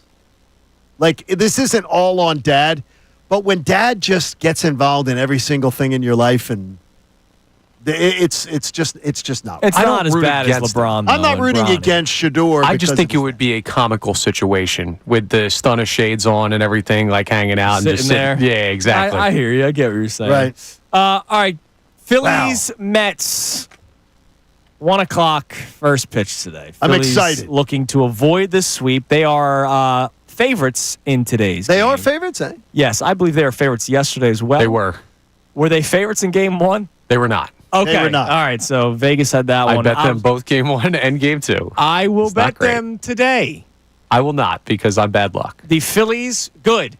Then that means I feel even more comfortable betting today. You know what? Now I will bet them. I believe the Phillies bounce back today. The only problem is David Peterson has had some success against the Phillies in the past. The Mets have no fear of the Phillies. No. The Mets absolutely look at the Phillies and go, yeah, they're a lot of hype. They're not in the least bit intimidated by the Phillies. They're not in the least bit intimidated by Citizens Bank. Yeah. And that's a problem. Now, you mentioned in your read this past break that you like the strikeouts. I like the over for both of them. No, but I'm upping the Wheeler strikeouts. Going up? Yeah, I'm going to go up the ladder. I'm going to go. I see it at 6.5. So where are you going to? 8? I'm moving it to 7.5. Okay. Over 7.5. Interesting. Okay. I'll go over 7.5. I will take the Phils on the run line. -1.5. Okay. Now, quickly, I got to ask this question. As long as it's not. And that is, by the way, bet responsibly, and I use the BetParks app to do so. Yes.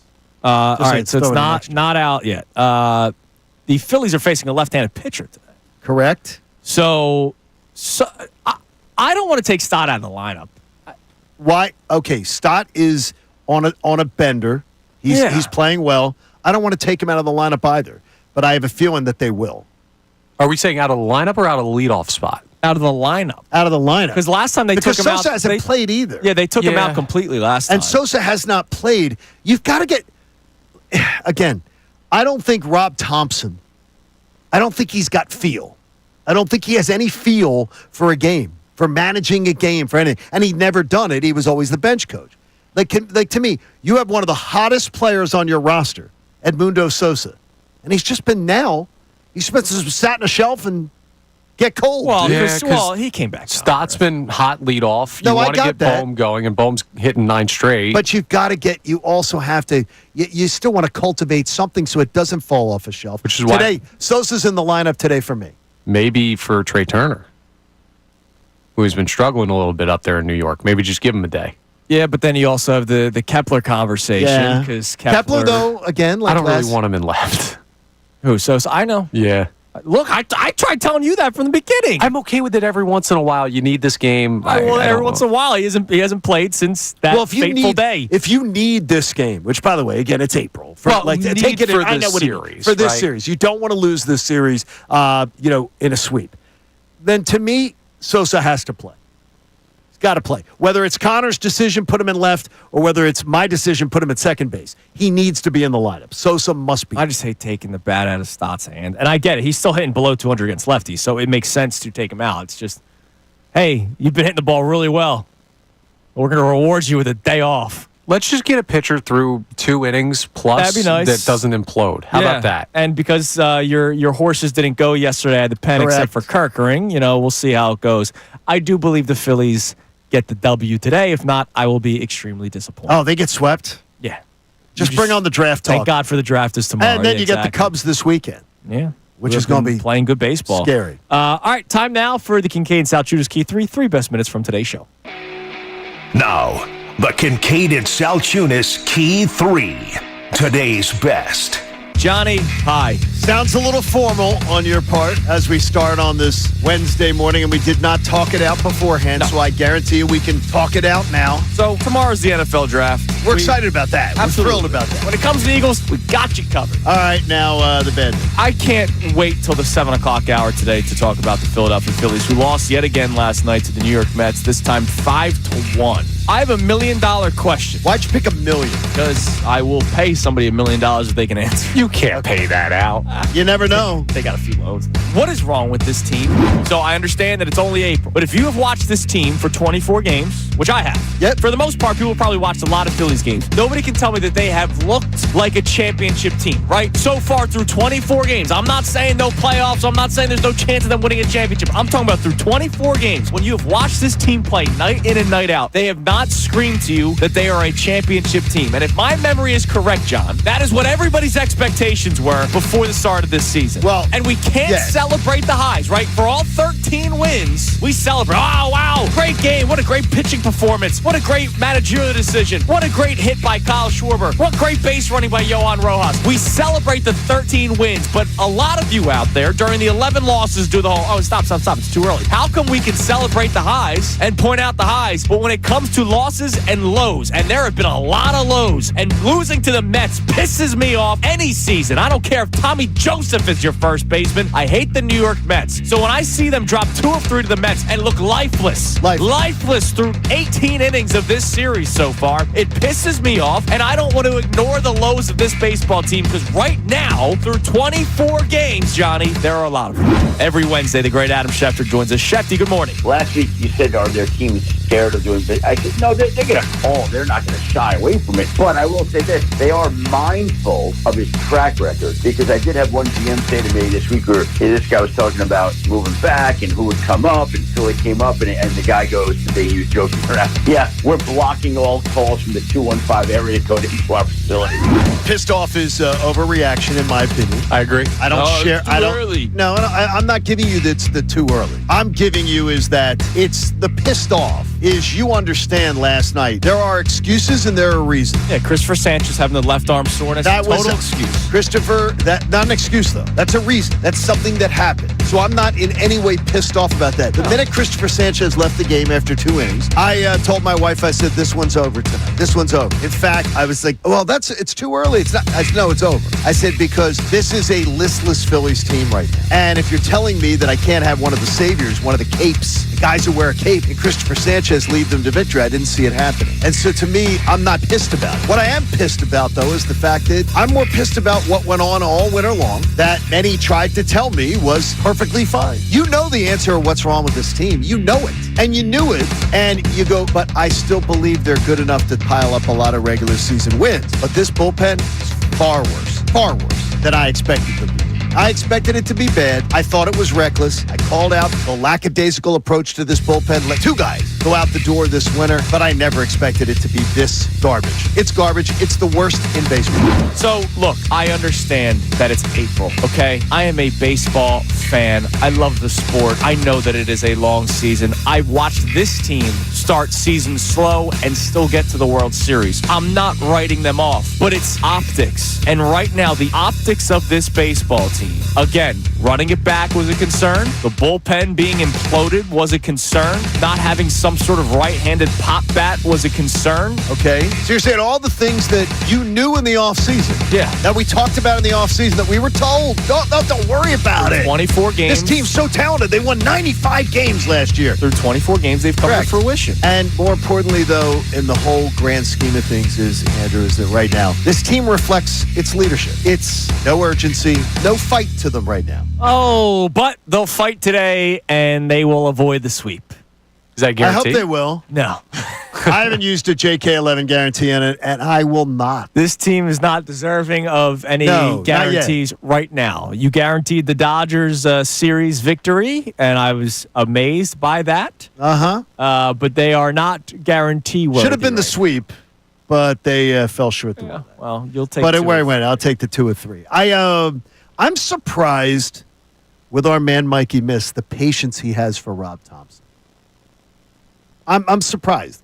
But I always know that Mike has a very level head about. Mike's like Connor and I. He's not overreacting right now to the bump of the road, but he does have major red flags. Yeah. I think Mike's red flags were bigger than mine going into the season by far. But his patience for Rob Thompson, I find it intriguing. He's seen a lot of managers come and go in this town. Well, you'll hear more from Mike Missanelli coming up next. You will, and you can donate to life-saving cancer research. Do it like our friends at Win Donation did. Make a donation today to the American Association for Cancer Research. You can do it at 975thefanatic.com/AACR because I'm living proof 3 times over that cancer research saves lives. The Mike Missanelli Show, as I mentioned, with Bill and Ray, cleanly shaven Ray Dunn, coming your way at 10 Ray's o'clock. going to be homeless soon. You know his birthday was Monday, and Mike's got to find him a place to live. Oh, really? Yeah, happy birthday, Ray. Happy birthday, Ray.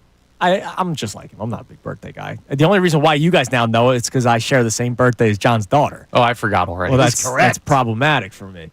But yeah, the Mike Missanelli Show comes your way next. Also, your next chance to win $1,000 starts right at 10 o'clock. We'll be back at it tomorrow, Johnny, on day 1 of the NFL Draft. Cannot wait. 2 hours of Andrew DiCecco tomorrow, as well as Friday, but from 8 to 10 tomorrow, leading up to day 1. Can't